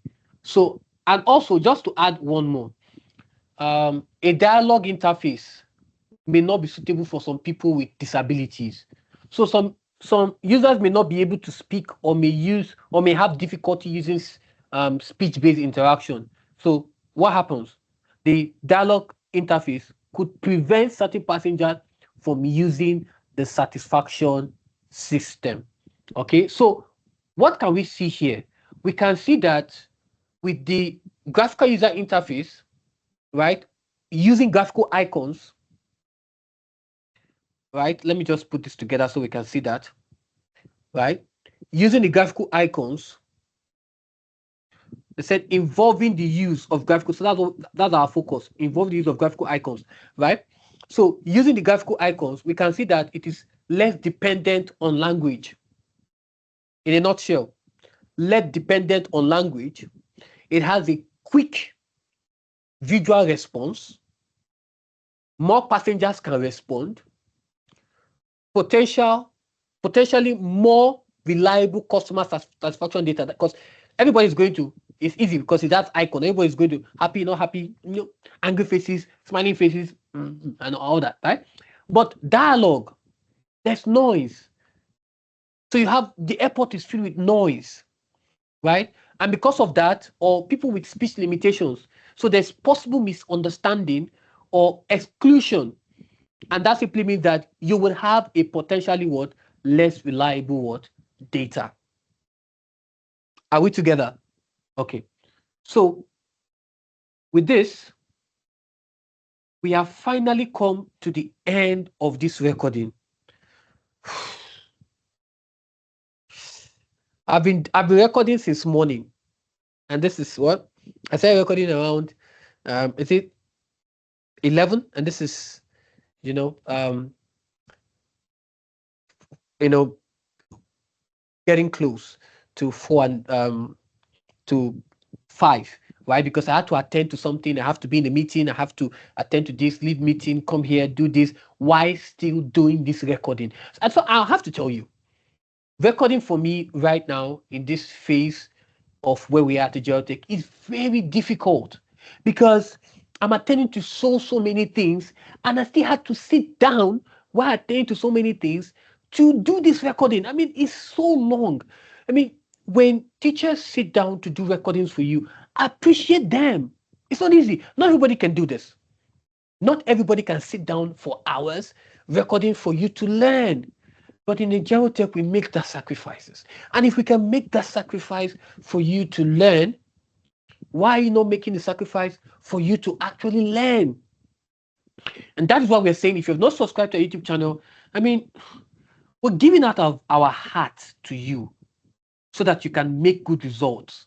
The least you can do is to subscribe to our YouTube channel. The least you can do is to subscribe to our YouTube channel. If you have not joined our Discord channel, the least you can do is to join our Discord channel and be part of this amazing community. Either scan this QR code or use this link or use this link. It will take you to the same destination. And for more information, you can go into our website, right? You can come into our website,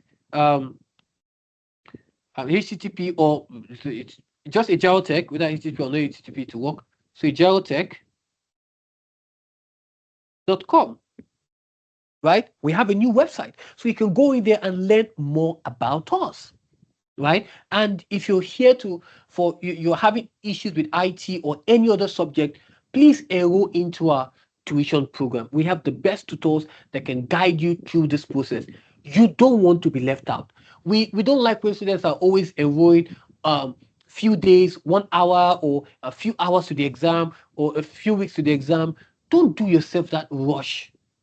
Register early so that you can learn well with no stress and you can get the very best. So thank you very much for watching, and I will see you in our online private tuition IT class. Bye for now.